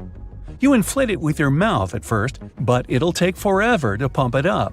You search around your house for an alternative and find your hairdryer. You plug it in and inflate the raft as much as you can until you use your mouth to do the rest. The water level rises by every second and has now entered your house. You pack up a bag with a good flashlight, some food, and thermal blankets. You go downstairs and see that the water is now at your knees.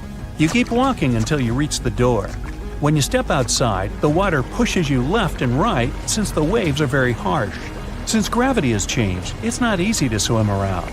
You get your raft ready and use it to float yourself down the current in your street. It doesn't help that the water is freezing, and you're in the middle of February. After a while, you reach the highway where water is coming directly from the beach. You manage to get on a high surface and take out your phone. You kept it in a protective compartment in your bag for safety. You only have 15% battery left, but you brought your power bank. You call your family to see what's going on, but they too have no idea.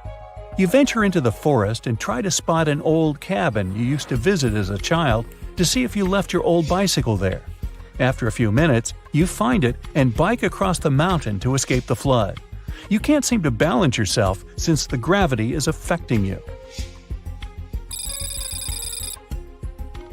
Some scientists sit around with laptops and spreadsheets, attempting to understand what's happening.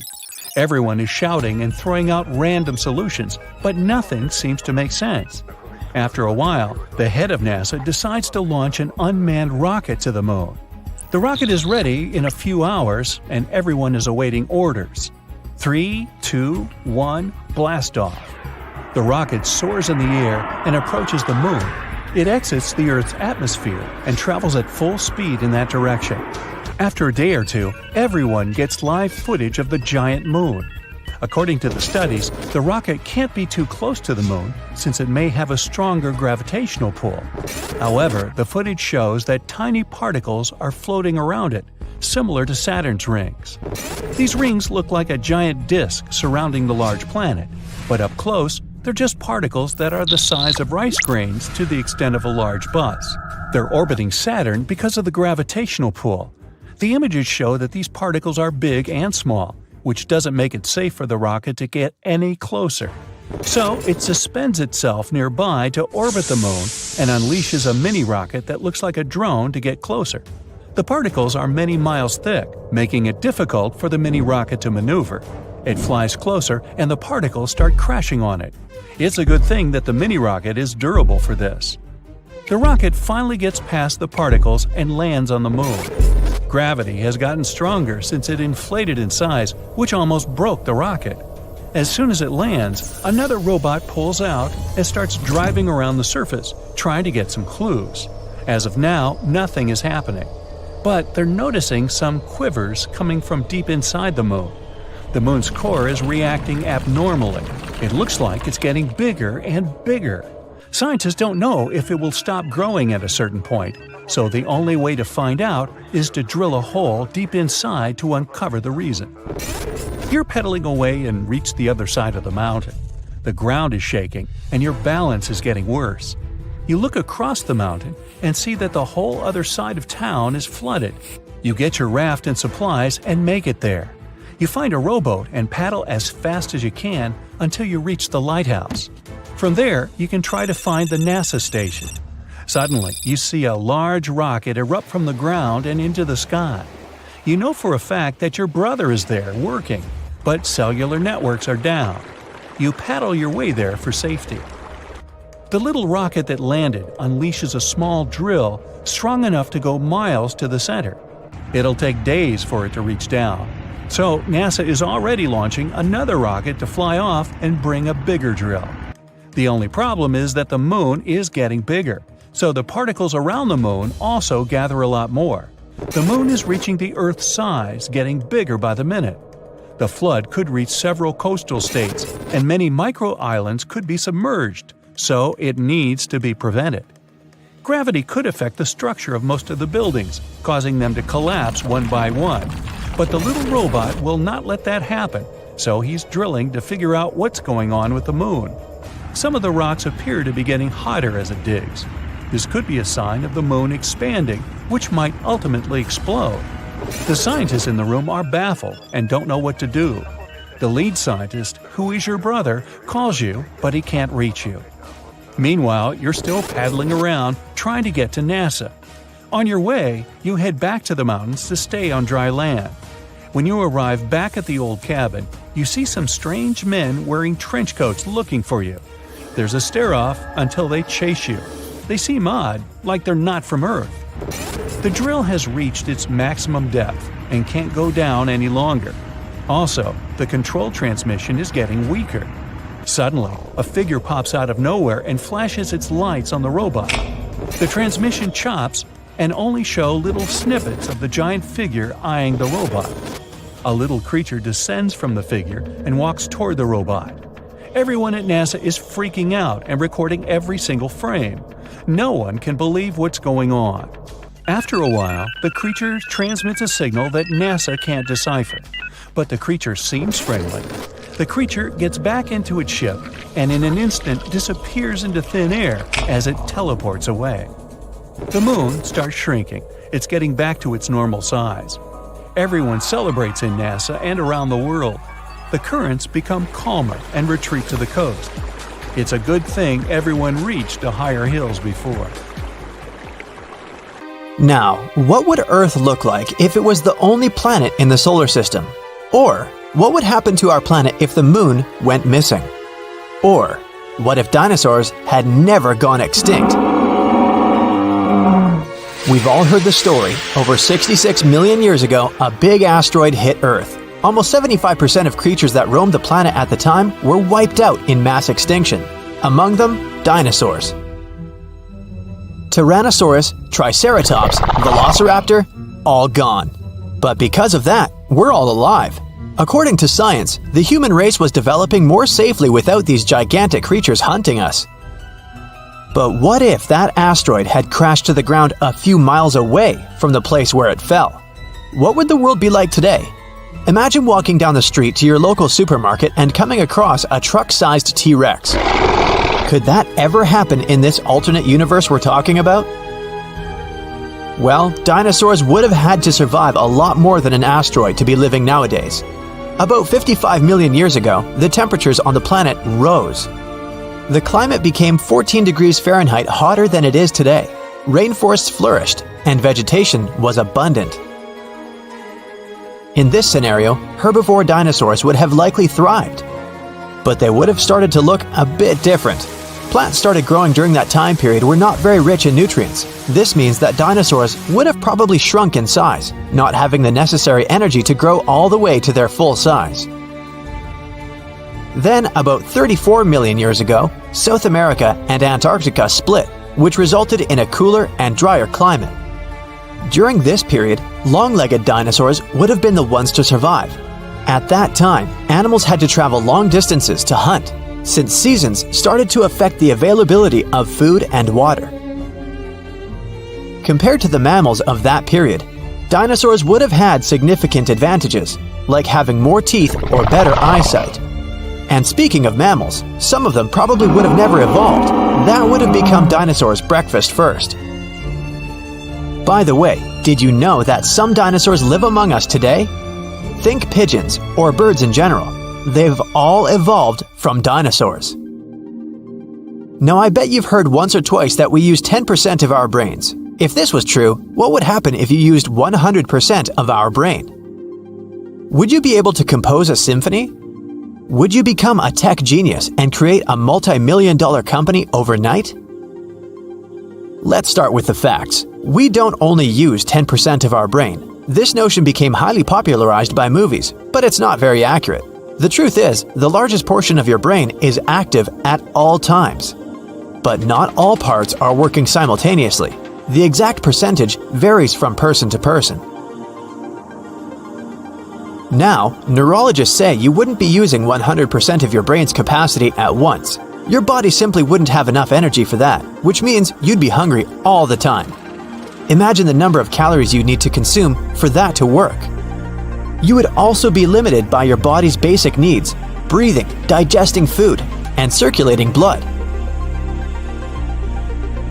So if you did use all of the capacity of your brain, you'd be tired all the time. It'd be worse than running a marathon without any preparation. The brain would need all the blood you'd have, which would mean less oxygen for your lungs. Different organs would begin to shut down one by one. In a nutshell, it'd be terrible for your health. By the way, some researchers have estimated that more than 60% of the brain is composed of something that is called neural dark matter.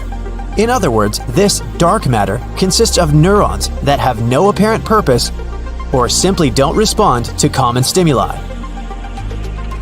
Marathons are some of the greatest feats of strength and endurance in the world, but what would happen to your body if you decided to run a marathon without any training? The statistics are overwhelming. Nearly 50% of participants drop out of the race before crossing the finish line. A regular marathon is 26 miles long, and if you're not used to physical activity, it's a great challenge. You'd probably be able to run the first mile without any serious problems, but breathing loudly and heavily through your mouth. By the third mile, your body temperature would skyrocket, and you'd feel as if you have a mild fever. You'd most likely give up here. But if you decided to keep going, you'd have to trick your mind and body into running another 23 miles. By the 20th mile, you'd hit what is known as the wall. Your body would have burned all your reserves of glucose, and you'd get extremely tired. Even experienced runners often go through this stage. By the end of the marathon, you'd be promising yourself to never do this again. You'd leave the race with at least a few cramps and many food cravings. Now picture this, it's a clear, beautiful night. There are no clouds, and you can see two of the brightest planets in Earth's sky blinking up there. Those are Mars and Venus. Now have you ever imagined what would happen if Earth was the only planet in the solar system? If the other planets never existed, things would be really different for our Earth. The planets in the solar system work together, keeping one another in certain place with their gravitational pull. Now, if Mercury or Venus ceased to exist, Earth would drift closer to the Sun. Our atmospheric temperature would become similar to that on the surface of Mercury, 800 degrees Fahrenheit. This would make life on Earth impossible, but if Jupiter or Saturn disappeared, Earth would most likely drift further away from the Sun, and its temperature would drop to below -200 degrees Fahrenheit. If life managed to survive in such circumstances, it would probably be aquatic. The position of Earth in the solar system not only affects all kinds of life forms, but it also dictates seasons, the length of days, and how long one year lasts. Now, when we say no other planets, we mean no moons either. So, what would happen if one fine day the moon just disappeared? That would have catastrophic consequences. The moon has the largest influence on Earth's tides. In a moonless universe, tides would shrink by about 75%. This would greatly affect crabs, mussels, and sea snails that live in tidal zones. This would consequently disrupt the diet of larger animals. Eventually, it would affect entire coastal ecosystems. Earth's weather would change. Tides and tidal currents help mix cold Arctic water with warmer water from the tropics, stabilizing the climate worldwide. Weather forecasting would become almost impossible, and the average difference between the hottest and coldest places on Earth would become extreme. The absence of the moon would also influence Earth's tilt. Right now, Earth tilts on its axis at 23.5 degrees, mostly due to the moon's gravity. With no moon around, Earth's axis would wobble between 10 to 45 degrees. Scientists believe that even a slight difference in Earth's tilt can cause huge changes, such as an ice age. Other than this, a moonless sky would upend the lives of many nocturnal animals.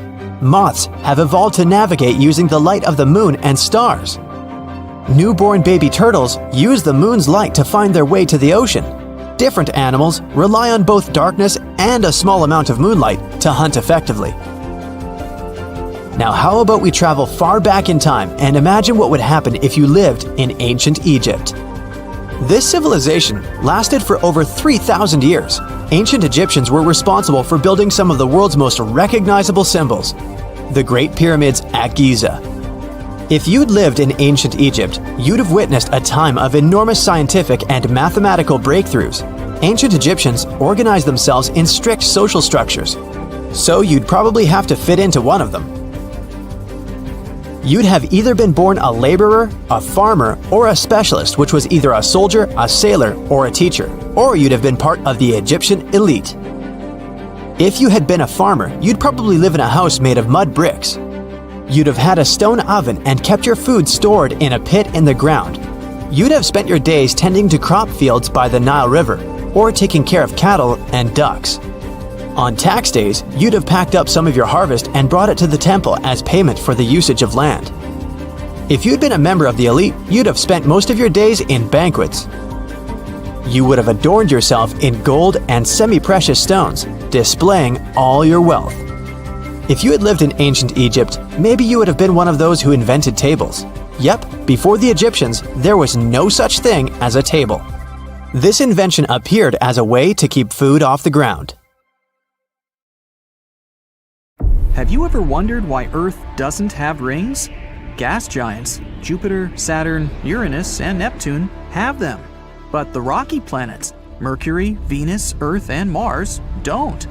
Two theories describe how ring systems potentially developed. The first one says that rings may have formed from leftovers that date from the time a certain planet was forming. Or, as the second one says, they could be the remains of a moon that was either destroyed in a collision or broken apart by the gravitational pull of its parent planet. Scientists still don't know why the gas giants have rings, but they think it could be because they formed in the outer solar system. Rocky planets formed in the inner area of our solar system, which is why they were more protected from potential impacts and collisions that might have formed rings around them. Or the reason is that the bigger planets have a larger volume, which allows a ring system to remain stable. Some scientists think our planet did have a ring system a long time ago. In its early stage, a Mars-sized object hit the Earth, and this probably resulted in a dense ring of debris. But its ring system pretty soon coalesced, and that's the way our moon was formed. More than 10 years ago, in 2011, astronomers found a huge water vapor cloud about 12 billion light-years away from our planet. This cloud is the oldest source of water that we know of. It dates back to when the universe was only 1.6 billion years old, and now it's 13.8 billion years old. This unusual cloud is also the biggest source of water that we know of. It holds 140 trillion times the amount of water that the Earth contains in all its oceans. Enormous. The cool thing is, this vapor cloud is kind of feeding a black hole. It may contain enough gases, such as carbon monoxide, to help its black hole grow even 6 times bigger than it is now. We all know that Earth has one moon, but there are 2 more asteroids, 3753 Carina and 2002 AA29, locked into co-orbital orbits with our planet. The first one doesn't really circle around the Earth, but has some sort of a synchronized orbit with the planet, which is why it looks like it's following the Earth in a stable orbit, while in reality, it has its own specific path around the Sun. The other one, 2002 AA29, follows a horseshoe orbit around our planet. Its specific path brings the asteroid closer to us every 95 years. You'd expect Neptune to be an extremely cold and dark place. After all, it's an ice giant 2.8 billion miles away from the Sun. There's not too much sunlight there, so noon on Neptune is similar to twilight on our planet. But this ice giant appears to be creating its own heat. To be precise, 2.6 times more heat than it gets from the Sun. This probably has to do with all the pressure near the planet's core. It builds and releases hydrogen, which keeps Neptune's center at a crazy temperature of 9,300 degrees Fahrenheit. But its atmosphere is still quite chilly. It ranges from about negative 240 degrees Fahrenheit to negative 330 degrees Fahrenheit. What shape do you think of when someone mentions storms? Probably long ovals of hurricanes and conical tornadoes. But that's something we see on Earth. At Saturn's North Pole, a storm has been raging for at least the past 40 years, and it has a hexagonal shape. Such a weird shape probably has something to do with Saturn's turbulent gas, or maybe even with zonal jets that extend many miles down into a region of extremely high pressure. Have you ever wondered why planets don't twinkle while stars do? The thing is, if you were out there in space, you wouldn't see them twinkling at all. The reason we see stars twinkling is because of Earth's atmosphere. The pin-sized light coming from a star hits the atmosphere. The atmosphere then refracts it, which sends the light skittering off in a zigzag. That's what we perceive as the twinkle. Planets appear much bigger to us than just pinpoints. And yes, their light zigs and zags after hitting the atmosphere too. But those motions cancel each other out, which is why we don't see twinkling, but only a steady glow. In some regions, you can expect big changes in temperature. For example, in Montana, where in a single day, temperatures went from negative 54 degrees Fahrenheit to 45 degrees Fahrenheit. Yeah, sounds like a lot, but it's still nothing compared to Mercury, where temperatures tend to vary over 1,000 degrees Fahrenheit in a single day. They start out at negative 280 degrees Fahrenheit at night, and eventually go up to 800 degrees Fahrenheit during the daytime. Picture a wardrobe you'd need to prepare for a single 24-hour visit to Mercury. Why doesn't the atmosphere of our home planet vanish and disappear into the vacuum of space? Even though we can't see them, the gas and vapor molecules that our atmosphere consists of all have mass. As such, all of these molecules feel the gravitational pull of the Earth, just like we do. They could escape, true, if they had enough energy. For instance, if our planet was closer to the Sun, the atmosphere would be hotter and its molecules could get away easier. But the Earth, fortunately, is just at the right distance from the Sun and has exactly enough mass to keep its atmosphere in the same place. When you think of volcanoes, you probably picture hot molten lava coming out of them. At least, that's how it works on Earth. But in space, volcanoes can spew methane, water, or even ammonia. Up there, a volcano can also spew specific materials that freeze as they erupt. Then they turn into frozen vapor and some sort of volcanic snow. It's a common thing on Jupiter's moons Europa and Io, also on Pluto and Saturn's moon Titan. They're called cryovolcanoes, and Io has extremely active ones.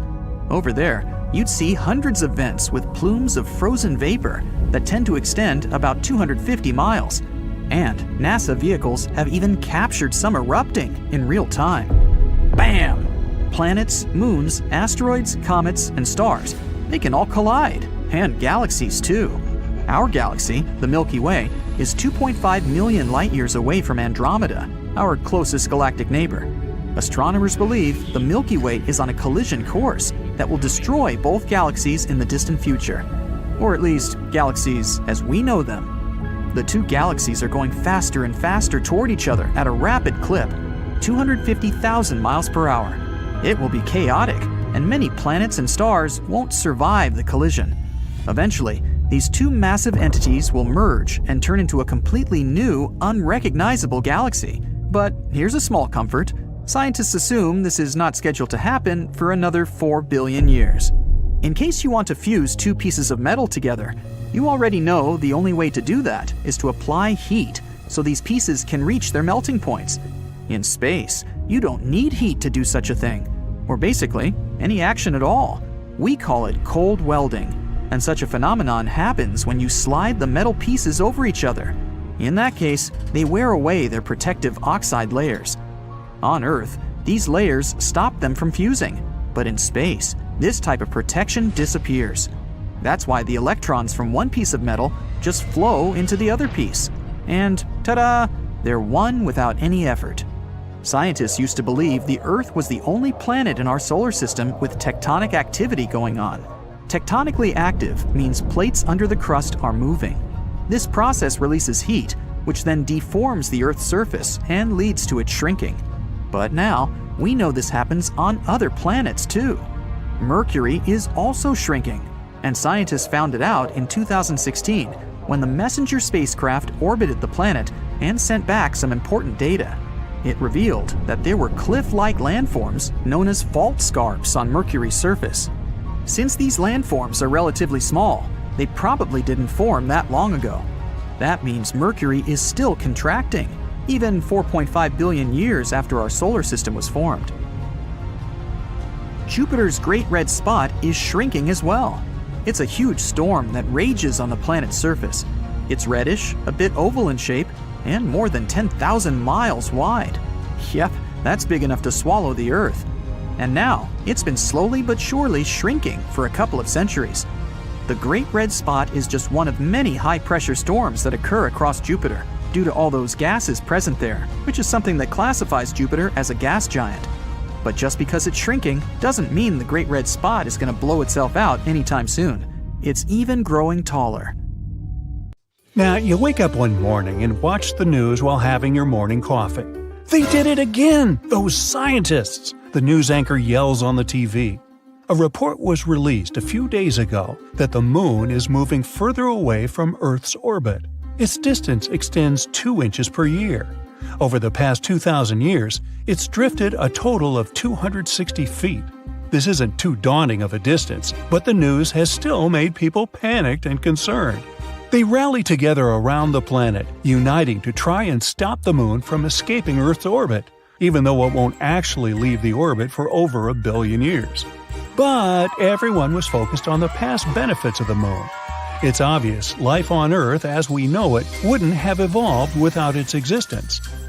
The moon is controlling the tides and the molecules in the atmosphere. Without it, humans, in particular, wouldn't have evolved. So, with an appreciation of the moon, the top brass ordered the best scientists to come up with a solution to push the moon closer towards the Earth. A giant thruster engine was built on the dark side of the moon. It was ignited, and the thrusts tried to push forward, but the startup power wasn't strong enough to push the moon. Instead, it tilted the moon's axis, rotating it slowly. As the moon rotated, the scientists hurried to turn it off before the engine reached its full power, as it was headed off course. The brass didn't accept this and ordered them to continue with the objective. The scientists insisted the math wasn't correct and didn't know exactly what may occur. Their concerns were ignored, and they watched as the engine's power increased. The engine slowly pushed the moon, the distance reducing. But as it was provided at the wrong moment, the angle it was aimed at would provide complications. The thrust and gravity from the Earth ensured the moon followed the orbit at a reduced distance. But with the combination of the initial thrust on an indirect angle, the moon was directed away from the Earth, quickly moving further off its trajectory on a path to leave the orbit altogether. As you finish your breakfast and turn the TV off, you go outside to look at the moon. It sits high above, seemingly fine. Surely, the news anchor was just exaggerating. You go to work. The issues of the moon are now just an afterthought. Even if it was true, how could it possibly affect your day? The morning feels normal, just another day at the office, as it turns out. During your lunch break, you head into town and notice on your way that the wind is picking up, getting stronger and colder. It must be a storm approaching. You quickly check on the moon. It appears smaller, about half the size of what it was this morning. But it's midday, so it's supposed to be that size, isn't it? After you finish your meal at the restaurant, you leave to find it's becoming darker. The wind is much stronger than earlier, but there are no storm clouds in the sky. People in the streets are pointing towards the sky, shocked at something, probably an eclipse. As people begin running in the streets frantically, you look above and can't see the moon. Confused by everything, you decide to head home for the day. When you arrive home, you turn on the TV. The news anchor, who is now more serious than earlier, explains that the moon has left the Earth's orbit altogether and is flying off somewhere into space. The loss of the moon means the daily cycle has changed.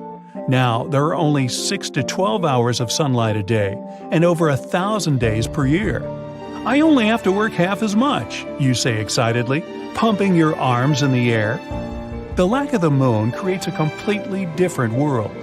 The pull of the moon's gravity is what keeps the Earth in a place at 23.5 degrees angle, ensuring the weather patterns and normal days that we're accustomed to.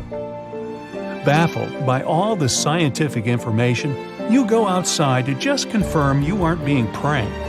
The shorter working week seems too good to be true. As you look out into the sky, you notice the stars are brighter than you have ever seen. You can clearly see the outline of the Milky Way's arms. The stars are far more numerous than you remember, with Venus glowing far brighter than them all. It's a beautiful sight, but you're not sure whether a clearer night sky was worth the moon's removal. You have never been interested in astronomy. You decide to go to bed. It's a good idea to adjust to the new night and day cycle. You set your alarm for 2 hours. That should be enough, you say to yourself happily. Tomorrow is Saturday, after all. You need to get up early to go surfing. Gotta catch those high tide waves. You wake up, get your things together, and drive to the beach. The news on the radio explains some issues about how the Earth is now more defenseless to asteroids without the moon. Then they talk about some issues with the tides. Something about how the tide is now 1/3 the size it used to be before. You're unsure how this could affect the waves. Maybe it means they will be larger. You park at the beach, grab your board, and look towards where the surf should be. It should be high tide, but the sea is somehow a lot further away than normal. You shrug off the hurdle of having to walk towards the water. After a long, enthusiastic walk toward the gnarly waves, your mood changes as you approach, staring blankly at the tiny waves. Upset, you head home. While driving, you listen to the news and pay more attention to the information provided. In place of structured seasons, there are only erratic weather patterns.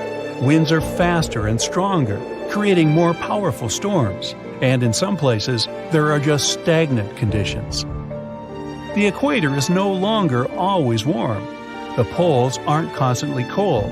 The depths of water shrink. Tides only adjust to the sun's gravity, reduced to 1/3 of the pre-moon depths. Throughout the world, the seas change in altitude, shrinking at the poles, and the bulge of water around the equator shifts. The moon regulated the tides and provided the periodic changes that were a key element to assisting with life on Earth. Aquatic life forms are displaced within shallows worldwide. Life cycles of important microbial life have been upset. You couldn't imagine that something as simple as a change in the tides could be so important to billions of life forms. Water and precipitation, which is distributed across the globe, cannot provide sustenance where they did before. The weather has become more extreme, hotter for longer periods and colder for other parts of the Earth. Over time, some thousands of years in the future, dry deserts will transition into ice ages. These intense changes disrupt the natural order of all things for life on Earth. Not only did the moon control the tides and weather, but it used to pull molecules within the atmosphere as it moved. The now constant movement disrupts molecules, creating barriers for future evolution. You arrive home, upset after learning the disheartening news. Not only will you never be able to surf again, but all life on Earth will change. An age of devolution has begun. Over the next year, flora and fauna change to adjust to this new world. Migratory animals that would travel toward greener pastures find nothing at all. Birds are completely confused, with no end to the change in seasons. Hibernating animals delve in and out of their shelters at the incorrect times, and vegetation struggles to grow at the lack of sunlight. Nocturnal animals cannot see without guided assistance from the reflection of the moon. Although Venus is the brightest source of light when it's dark, it's only 1/1000th of a fraction as bright as the moon was. Predatory animals that hunt during the night are not capable of finding their prey, providing an opportunity for smaller animals to thrive. Although life on Earth has changed, it will continue to exist. But the sudden adjustments will become a test for all walks of life. Over time, it will be very interesting to see what species have adapted and evolved. A world where rats and mice would be more prominent due to their adaptive capabilities could create a new dominant species to emerge. In millions of years of evolution, their descendants will primarily flourish. We could see buffalo-sized mouse herbivores crossing the plains and tiger-sized rats roaming within the jungles. Tree-faring mice with long arms may swing amongst the branches. Others will probably move to the seas in place of mammals to feed upon aquatic life. Wide-eyed predatory rats may occur to have similar traits to bats, with echolocation, becoming the conquerors of pitch-black nights. All the new species that will emerge, undoubtedly, will continue to be monitored by humans, wherever we may be. Okay, show of hands. Who still believes that the sun goes around the Earth? Nobody. Oh, but everybody used to. It sure looks like it does. The sun comes up in the east, the sun goes down in the west. The sun comes up in the east again, so the sun goes around the Earth. It seems intuitively irrefutable, and it is so. But it's not true. The sun doesn't go around the Earth. Everybody knows that, but only now. So why do people still believe the moon goes around the Earth? It's not true either. We have to go back over 500 years to begin to get an idea of how hard it is for science to change universally accepted facts. Nicholas Copernicus, around 1510, was the first to propose a heliocentric, sun-centered solar system, but he didn't do it publicly. Copernicus privately circulated letters to other astronomers explaining why the accepted fact of an Earth-centered solar system should be scrapped in favor of a more straightforward, more astronomically correct, sun-centered solar system. Copernicus's difficulty in promoting the sun-centered solar system depended on another bold conceptual innovation, that the Earth rotates. Copernicus's concept of a rotating Earth flew directly in the face of 5 literal statements in the Bible that the Earth was founded on a fixed foundation never to be moved. And the Catholic Church wasn't about to let that worldview be challenged or changed. Copernicus had too much to lose to go public with his revolutionary, pun intended, heliocentric theory as a churchman himself. 100 years later, Galileo Galilei wasn't so reticent. Galileo had observational proof to back him up because he had a telescope. In early 1610, Galileo first observed the moons of Jupiter and kept track of their orbits. Yes, the moons of Jupiter do orbit around Jupiter. They go round and round the giant planet in actual orbits, unlike, as we shall soon see, how our moon travels around the sun with the Earth. Galileo became famous, or infamous, as the case may be, because he discovered orbital motions that were not heliocentric, that did not fit the accepted worldview. It rattled civilization's Earth-centered cosmology. Galileo was indeed revolutionary. Later in 1610, Galileo observed through his telescope, which only had an aperture of 1.5 inches, the planet Venus going through phases, just like the moon goes through stages. Galileo wrote that Venus imitates the moon, in Latin, in his notebook. There could be no other explanation for these observations. Venus was orbiting the sun. People were afraid to look through Galileo's telescope when he set it up in the Great Square of Pisa. They were too scared to have their worldview revolutionized. Strange as it may seem, we are experiencing something similar to that now, concerning the moon orbiting the sun and acting like a double planet with Earth. People, scientists included, stubbornly persist in viewing the moon as its clever official International Astronomical Union name. It's a moon of the Earth, orbiting around the Earth, showing its different phases throughout the lunar month, or moonth, as moon fans sometimes like to call the 29.5-day cycle of lunar phases. Moon lovers' favorite day of the week, of course, is Moon Day. It comes right after Sunday. But back to the science. It's how our school books portray the phases of the moon. It's what people believe now. Notice how the Earth is the moon's center, and how it goes around the Earth in a circular path. This is the geocentric view of the moon. It's what we see from Earth. The moon comes up, the moon goes down. The moon comes up again. The moon goes around the Earth. But that's not what's happening in space. It's way past time we Copernicus-size the moon.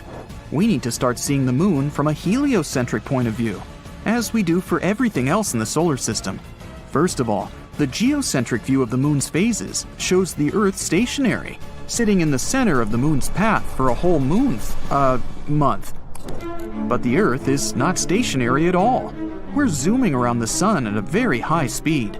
anywhere between 66 and 68,000 miles an hour. Therefore, any picture of the moon going around a stationary Earth is profoundly misleading and really outright wrong. The heliocentric view of the Earth and moon moving together in space should look something like this. Notice that the moon is not going around the Earth. It's traveling along with the Earth, around the sun. The path of the moon around the sun is a sinusoidal path back and forth, across the ever-forward moving path of the Earth. Notice that the moon always goes forward too. It doesn't ever go backward to either the sun or the Earth. By always moving forward and sinusoidal, the path of the moon does not qualify as an orbit in the same sense that the other moons of the solar system orbit their planets in elliptical paths. Therefore, it is wrong to say the moon orbits the Earth.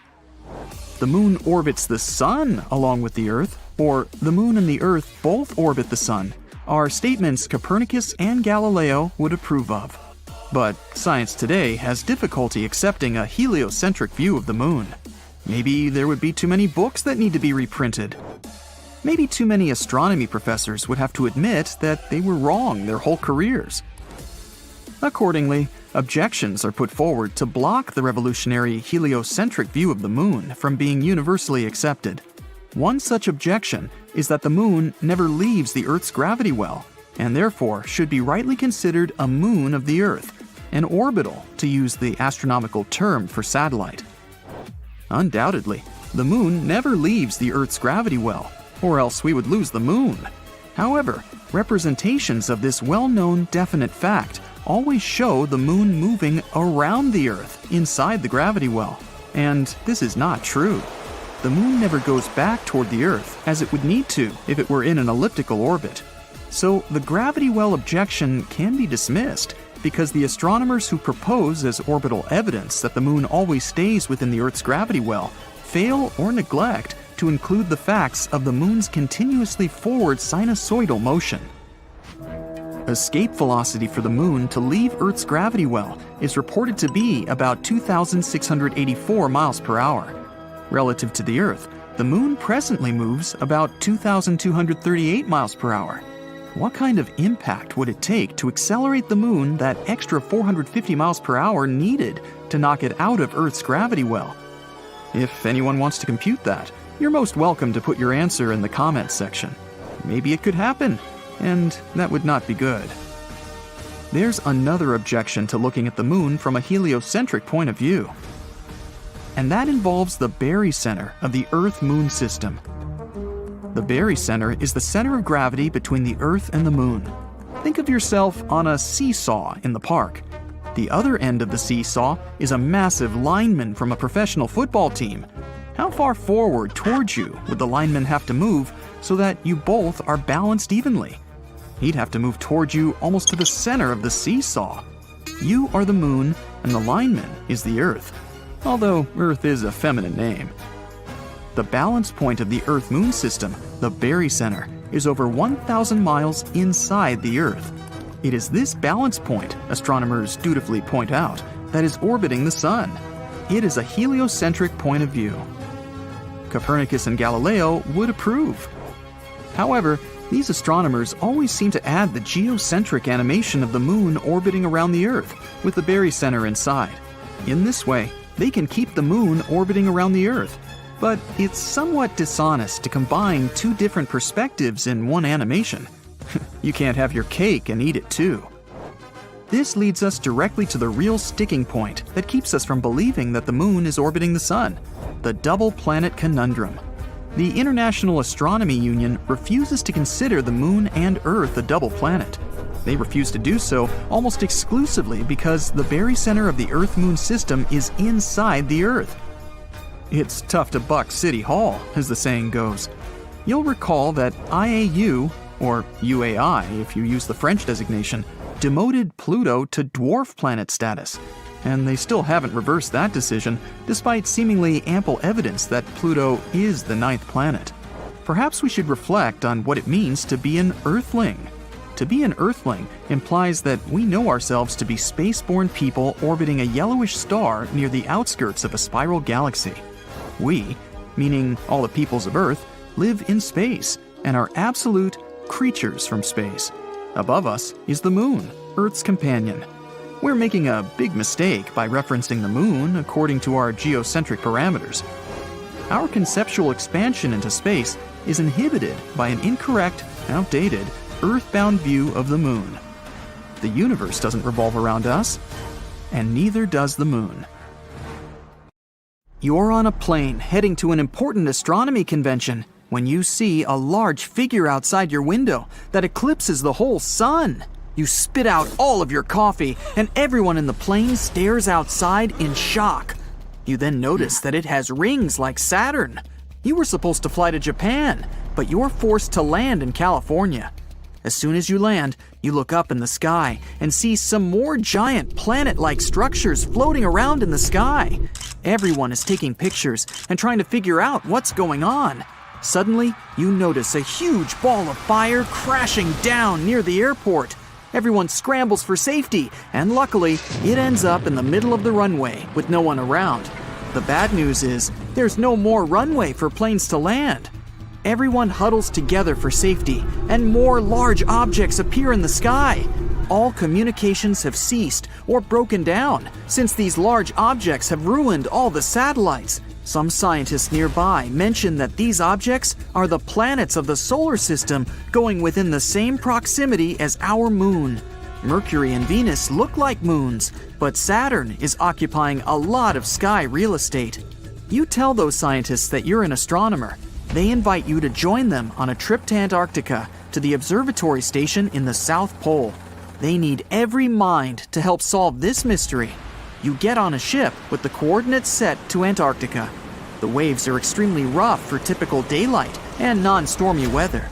You finally make it to the shore of the continent after a few days and have to get in a snowmobile all the way to Amundsen Scott's South Pole Station.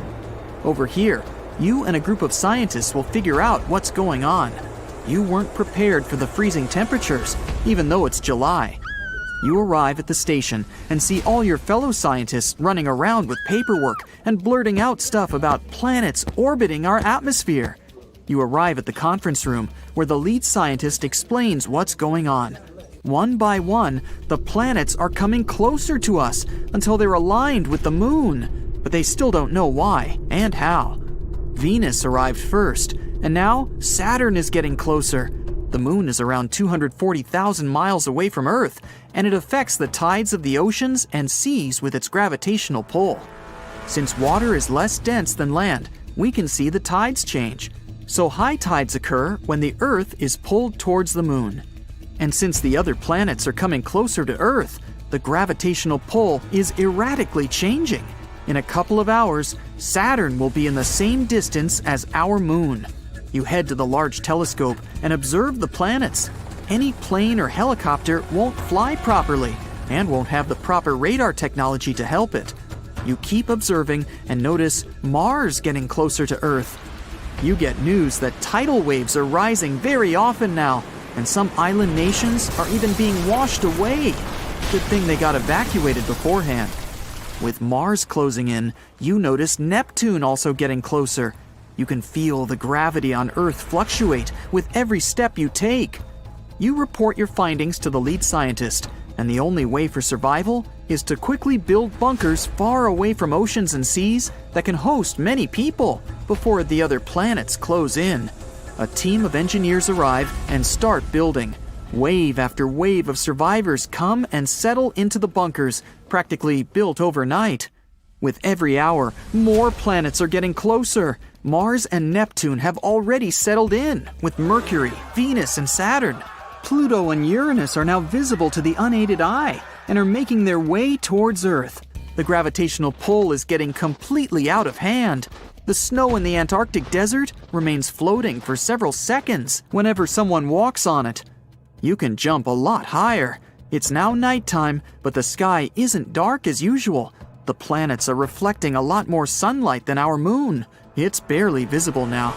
With more observations, you notice comets and meteorites flying very close to our atmosphere. Some are even crashing down on Mars and Neptune. Everyone can see it from Earth. Other space debris also finds its way into Earth's atmosphere. But you notice something strange. The planets are now orbiting Saturn.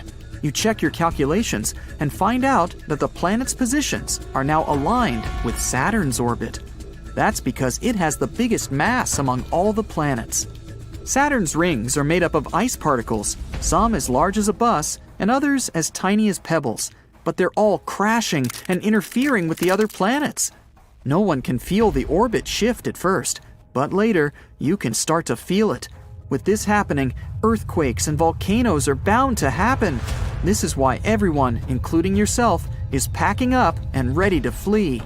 Antarctica has dozens of volcanoes hidden beneath the frozen ice. Some are underground, while some are right on top. Saturn's gravitational pull is much stronger than Earth's gravitational pull on the Moon. This will cause the inner core to react a lot more and kickstart those earthquakes and volcano eruptions. Everyone packs up super quick and heads to the choppers to fly to South Africa.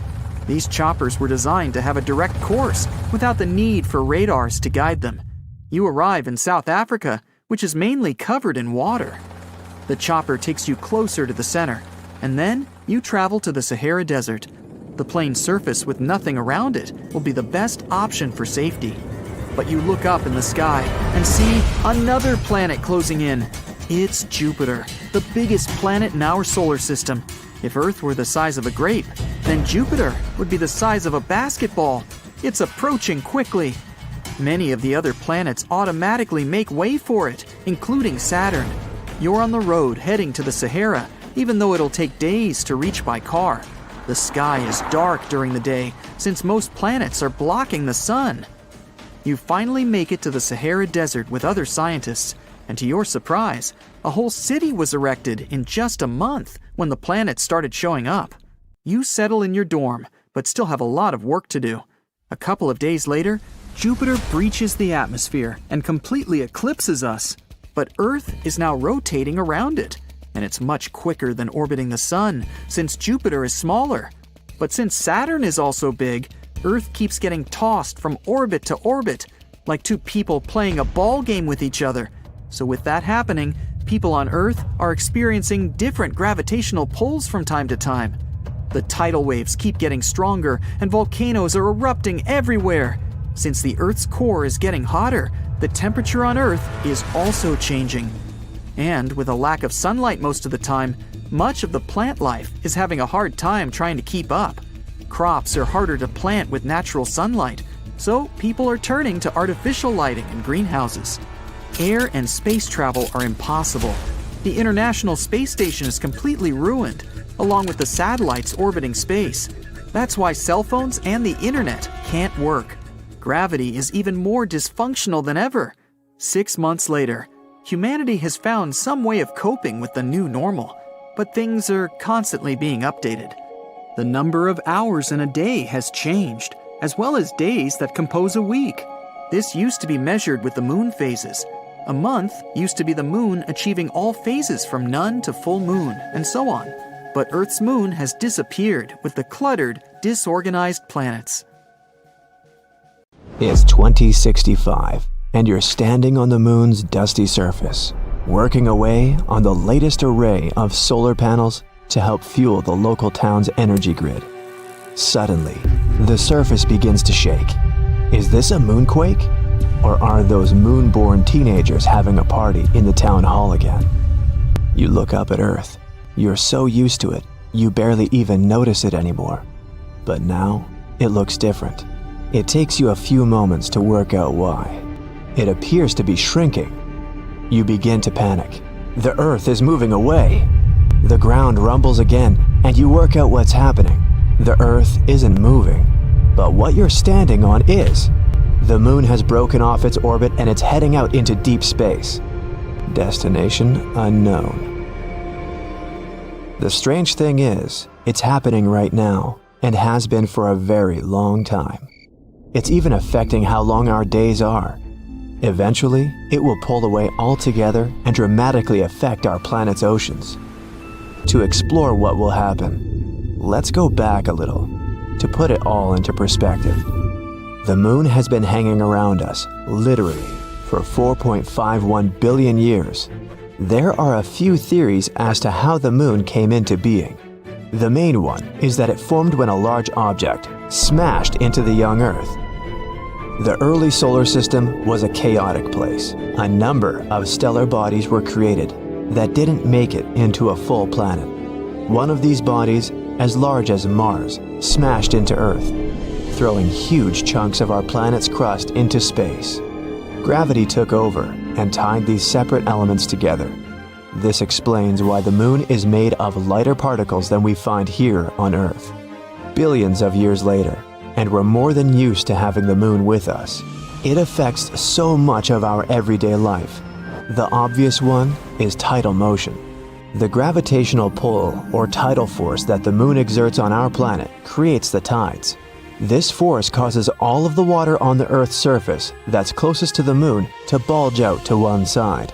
A very short explanation is that it pushes in from the top of our planet and also the bottom, while pushing out from the sides at the same time. The Earth also has an effect on the moon, which we'll get into in a minute. But it appears that the moon might not like our company as much as we might think. It's slowly drifting away from us, even as we speak. The moon can seem small or large depending on the lunar cycle, but in actuality, it's just over a quarter or 27% of the size of Earth. The diameter of the moon's orbit around us is nearly 477,213 miles, but this diameter is increasing by 1.5 inches every year, which of course means that it's moving away by a factor of 1.5 inches each year.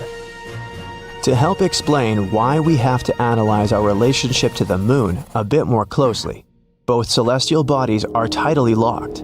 We are synced up in such a way that we always see the same side of the moon. The hemisphere that we never see is often referred to as the dark side, but that's not quite right.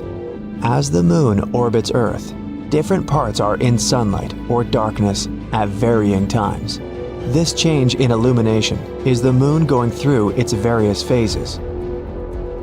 The tidal forces not only affect our oceans, but the body of the Earth too.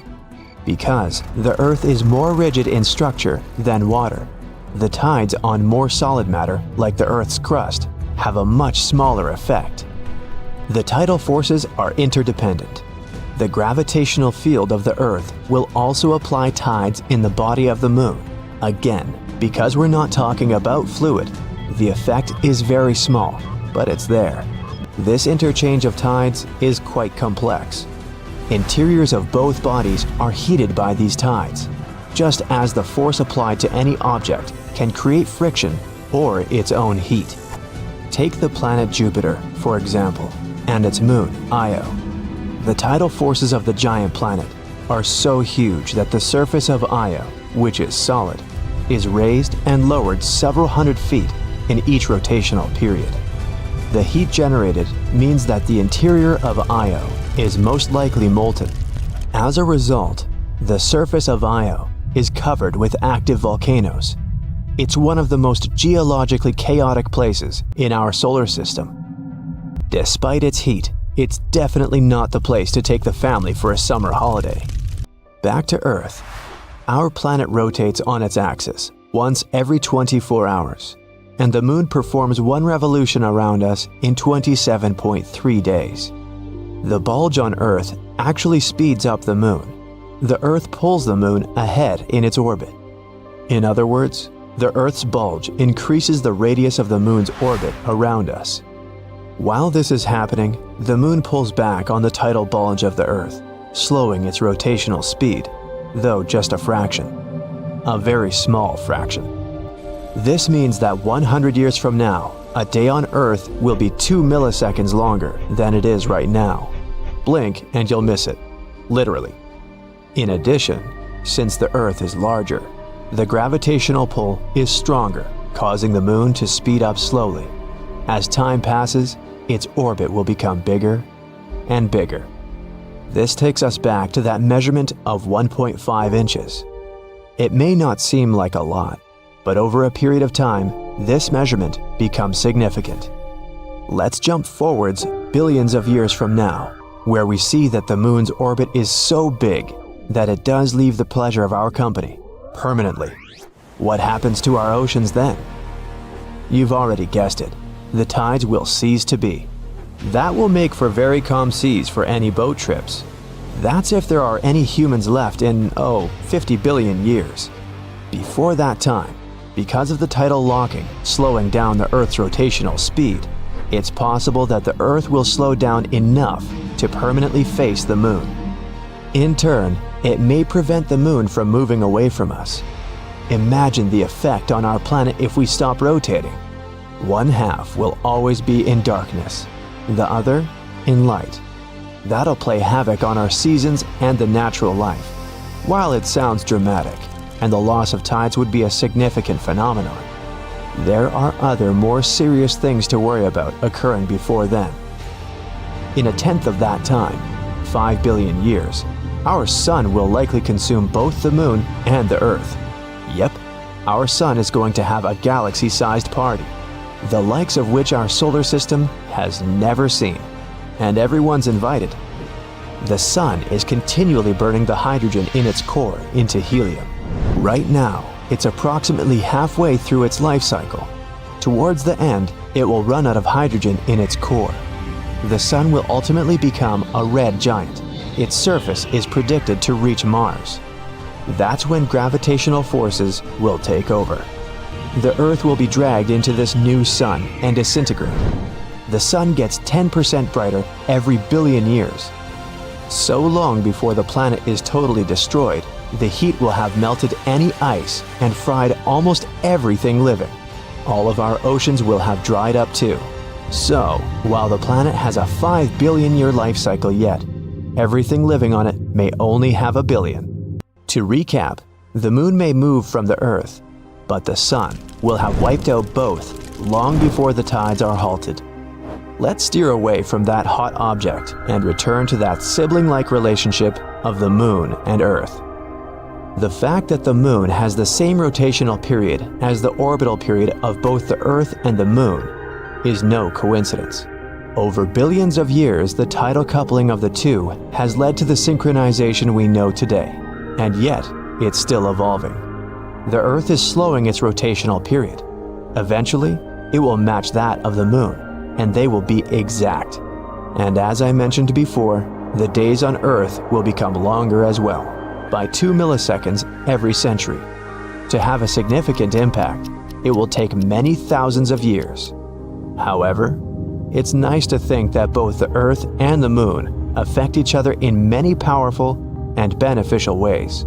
It's almost like they're simply hanging out together, like a couple of old intergalactic buddies. Wow, the NASA hotline is ringing off the hook. The call center operator is all sweaty from stress. They barely have time to answer the phone, and all the messages they get say the same thing. There's something glowing on the moon. Indeed, hundreds and thousands of amateur astronomers were watching the moon that night. And suddenly, there was a bright light on it, as if someone had lit a powerful spotlight on the surface. Scientists immediately began to look for an explanation to this phenomenon. They first thought it was simply the glow of an airplane flying between the observers and the moon. But then it wouldn't have been seen by so many people from different parts of the world at the same time. The next suspects were the Starlink satellites. Theoretically, one of them could have played a cruel trick on amateur astronomers. They could have mistaken the small satellite's light for a flash of light on the moon. But then again, if the satellite were the culprit of this mess, the flare wouldn't be static, but moving. While some scientists continue to search for an answer to this mystery, others decide to investigate the phenomenon in more detail. For this purpose, they have built a new telescope north of Seville, Spain. The conditions there are quite suitable for observing the moon. The telescope has 2 cameras, controlled remotely from the campus in Germany. If both cameras pick up any unusual phenomenon on the surface of the moon, it will quickly zoom the telescope there to see what's going on. It'll also require advanced artificial intelligence to teach the cameras to distinguish between the unexplained phenomenon on the moon and the light of an airplane, a satellite, or a small meteorite that just entered the Earth's atmosphere. While the telescope is doing its investigation, we already have a theory that may explain the appearance of such bright round flashes on the Moon's surface. So, the Moon influences the tides of the seas and oceans on Earth with its gravitational force. But the Earth can affect the Moon in the same way. Only the force will be 32.5 times stronger. While the Moon orbits the Earth, at one point it may be as close to our planet as possible. Then the force of the interaction will be greatest. At this point, tidal forces may force cracks in the surface of the Moon to open and release gas from its interior. A powerful jet of gas will lift the lunar dust with it, and what we see as a bright flash through our telescopes is really just a fog of dust, which is round and reflects sunlight well.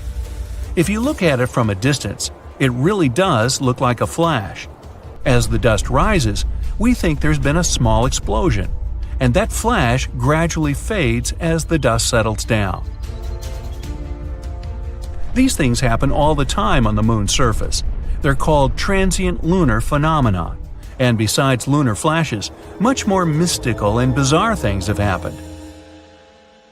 Back in 1178, 5 monks claimed to have seen the Moon, being in the shape of a horn, begin to split in two from an upper point. Then fire and sparks began to blaze from the place of separation. It was as if a dragon were spewing flames. In the next moment, the Moon began to pulsate and then returned to its calm state. This phenomenon was repeated more than 10 times, and the flames took different shapes each time. When this nightmare was over, the Moon turned black. It wasn't until the 20th century that scientists tried to explain the phenomenon. They theorized that a large asteroid collided with the Moon at the time, and it was this asteroid that should be blamed for creating the Giordano Bruno crater, 15 Brooklyn bridges wide. But in that case, millions of tons of fragments from the asteroid would have hit the Earth as well, and then people would have seen an incredible meteor shower. It would have been very bright, and the memories of it would definitely have been in the archives. But that didn't happen. Now the phenomenon the monks observed seems questionable. Perhaps they did see an asteroid fall, only it was falling on the Earth itself, and they perceived the light from the burning meteorite as something sinister happening on the Moon. Or maybe the monks were simply imagining things. There's no witnesses to this event other than them. Another unusual phenomenon is the blue and red lights on the Moon. They can be seen when it's horn-shaped, and this occurs most often in the Aristarchus crater. The flashes come and go very quickly, almost like lightning. In fact, this is electricity. Tidal forces are to blame for this too. They cause mechanical stress to build up in the rocks. This can produce an electric field, which creates the blue flashes that have surprised many amateur astronomers. There can also be starbursts on the Moon. We can blame this on meteorites that fall on the surface. Because the Moon has no atmosphere, asteroids that approach it don't burn up. Having a lot of weight and speed, they cause an explosion on impact. And here on Earth, we see it as a starburst. For example, on May 13, 1972, there was a meteorite impact of 1,000 tons of TNT near where Apollo 14 landed. If we lived much earlier, we might have witnessed constant bright flashes on the Moon's surface. All the craters there are formed by such meteor strikes. So imagine the fireworks that were there years ago. And a lot of those meteorites were even useful too. They brought water with them. Yes, there is water on the Moon. NASA confirmed this fact after studies with the SOFIA telescope. It was mounted on an airplane.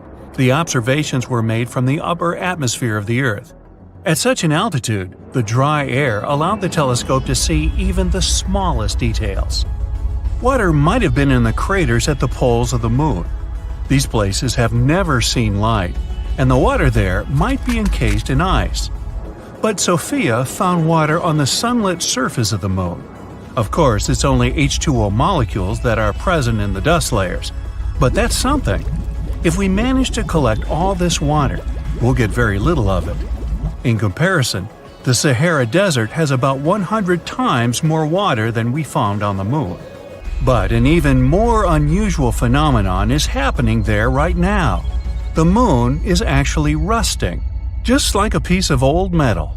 For rust to appear, we need iron, water, and oxygen. Lunar soil has enough iron in it, and as we've already learned, there's some water too. The last piece of the puzzle is oxygen. Everyone knows there's no atmosphere on the moon, and we can't breathe there, but oxygen is still present. The solar wind brought it there. The wind from our warm star moves at an extremely high speed. It scrapes oxygen from the upper parts of our atmosphere and carries it further through space.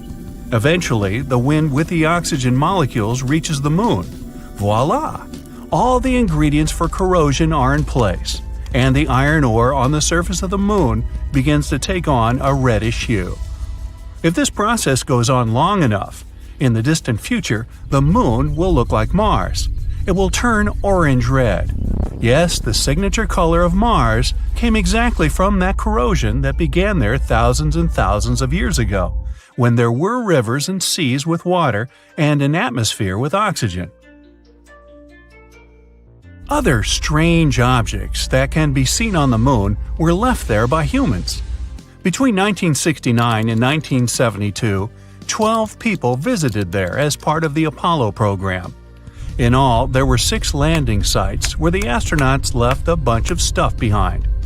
Besides a couple of dozen satellites and spacecraft that fell or landed softly on the moon, there's a lunar rover, some United States flags, a family photo of one of the astronauts, and even 3 golf balls.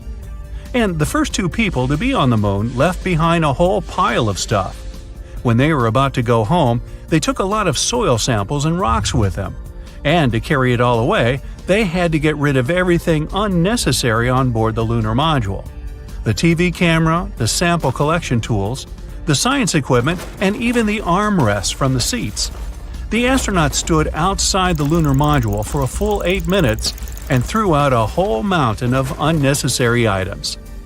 If you collect all these objects and debris that we left there by 12 astronauts and put them on the scales, it will show about 199 tons.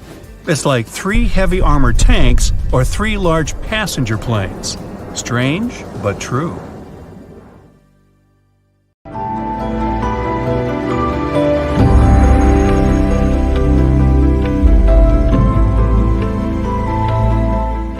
The moon is the second brightest object in our sky. At the same time, among other astronomical bodies, it's one of the dimmest and least reflective. Our natural satellite only seems bright because it's so close to Earth. For comparison, our planet looks much brighter when you look at it from space. It's because clouds, ice, and snow reflect way more light than most types of rock. Triton, Neptune's moon, has all its surface covered with several layers of ice. If this satellite replaced our current moon, the night sky would get 7 times brighter. The closer the moon is to the horizon, the larger it looks. This phenomenon is called the moon illusion. One of the theories explaining it claims that the atmosphere plays the role of a magnifying glass, which makes the moon look bigger. In reality, if the atmosphere had a say in it, the moon would actually look smaller, not bigger. Most experts believe that the illusion is created by your own mind. It can increase the moon's size more than twice. When Earth's satellite is high up in the sky, you don't have any visual cues about how far away it is. But when it's near the horizon, you can see objects surrounding it in detail. It makes the moon look larger.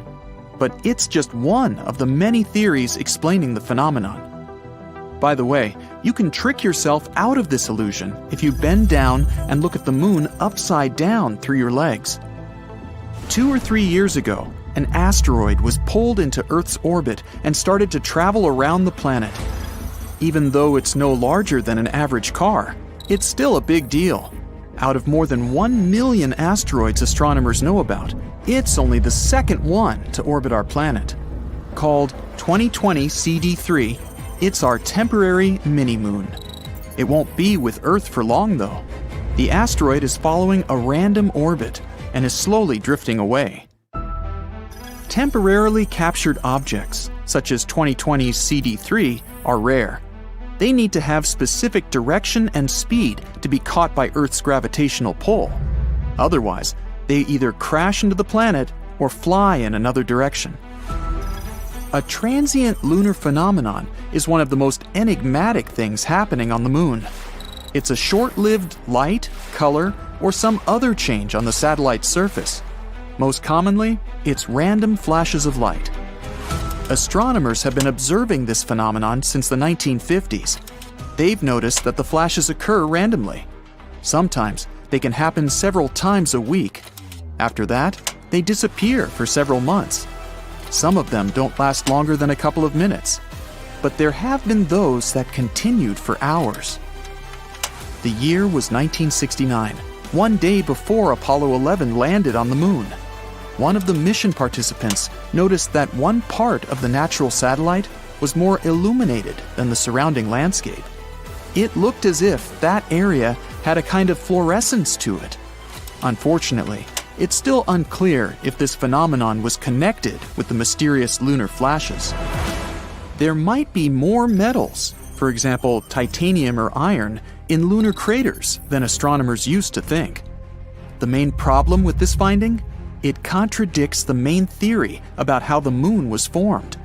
That theory says that Earth's natural satellite was spun off from our planet after a collision with a massive space object.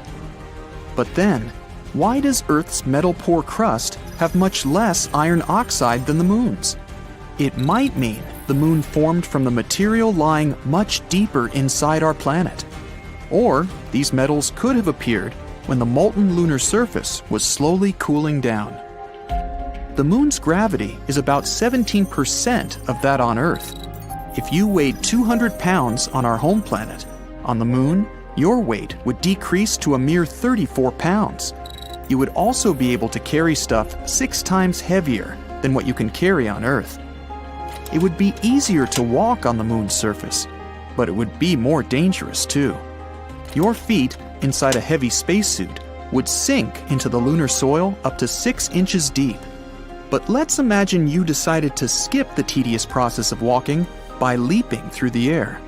Then you'd likely lose control of your jumps in no time. Plus, the Moon's surface is littered with deep craters. It would be a tough feat to avoid all of them. Not so long ago, astronomers discovered a massive blob of some mysterious substance. It was hidden under the surface of the Moon's far side. Its mass was the same as that of a pile of metal 5 times larger than the big island of Hawaii. The enigmatic something lies almost 200 miles beneath an enormous crater that appeared in the lunar surface billions of years ago. The blob likely has something to do with a super collision. It might be the metal core of the object that hit the Moon back then. Scientists can't wait to lay their hands on the discovery. It could explain lots of things about the South Pole Aitken crater, the largest known in the solar system. If it was on Earth, its oval-shaped basin would stretch from Washington, D.C. to Texas. There's no air on Earth's natural satellite, but then how can it be rusting? Scientists have discovered the presence of hematite on the Moon, and it's a kind of rust. A special NASA research instrument examined the light reflected off the Moon's surface. It turned out that the composition of the satellite's poles was very different from the rest of it. The Moon's surface is dotted with iron-rich rocks, but without oxygen and liquid water, rust can't appear. Solar winds add to the mystery. They bombard the Moon with hydrogen, and hydrogen makes it much more difficult for hematite to form. But even though the Moon doesn't have an atmosphere, it still has some trace amounts of oxygen. Its source is our planet's upper atmosphere. Earth also protects the Moon from almost 100% of solar winds, although not all the time. And even though our natural satellite is bone dry, there might be water ice in the shadowed craters on its far side. The Moon isn't a perfect sphere. It's shaped like an egg. Plus, the satellite's center of mass is a bit more than a mile off its geometric center. the Earth and the Moon are gradually drifting apart, as slowly as your fingernails grow. This is the flip side of our satellite's gravitational force. The Moon creates tides in the Earth's oceans. They pull back at the Moon and make it speed up. This, in turn, moves the satellite to a higher orbit. In prehistoric times, the Moon was way closer to our planet than it is now. Luckily, we aren't going to lose the Moon. The farther away it moves, the weaker its gravitational pull becomes. It means that soon, our planet won't be pushing the Moon away with such a force. There's very little activity going on inside the Moon. Plus, there's almost no atmosphere around. That's why scientists can trace impact craters littering the satellite's surface back billions of years. While dating the craters, astronomers discovered that the Moon, along with our planet, went through a late heavy bombardment about 4 billion years ago. This event is also known as the Lunar Cataclysm. This interval lasted several hundred millions of years. During it, an unusually large number of asteroids collided with Earth, Mercury, Mars, and Venus. There might be a labyrinth of lava tubes on the Moon. Not long ago, astronomers received the results of an underground lunar topography. They discovered a massive cave under the satellite's surface, about 30 miles long and 60 miles wide. The cave's likely to be the result of 3 billion-year-old volcanic activity. After streams of lava hardened, they created a thick, hard crust on the outside. But inside, lava kept flowing, melting the rock and forming tunnels and caves. Countless pits in the Moon's surface, discovered by NASA, might be the openings to lava tubes. The Moon's orbit around the Earth isn't a circle, it's an oval. That's why the distance between our planet and the satellite varies from over 225,000 miles to more than 250,000 miles. There's very little seismic activity going on inside the Moon. Yet, many moonquakes, caused by our planet's gravitational pull, sometimes happen several miles below the surface. After that, tiny cracks and fractures appear in the satellite's surface, and gases escape through them,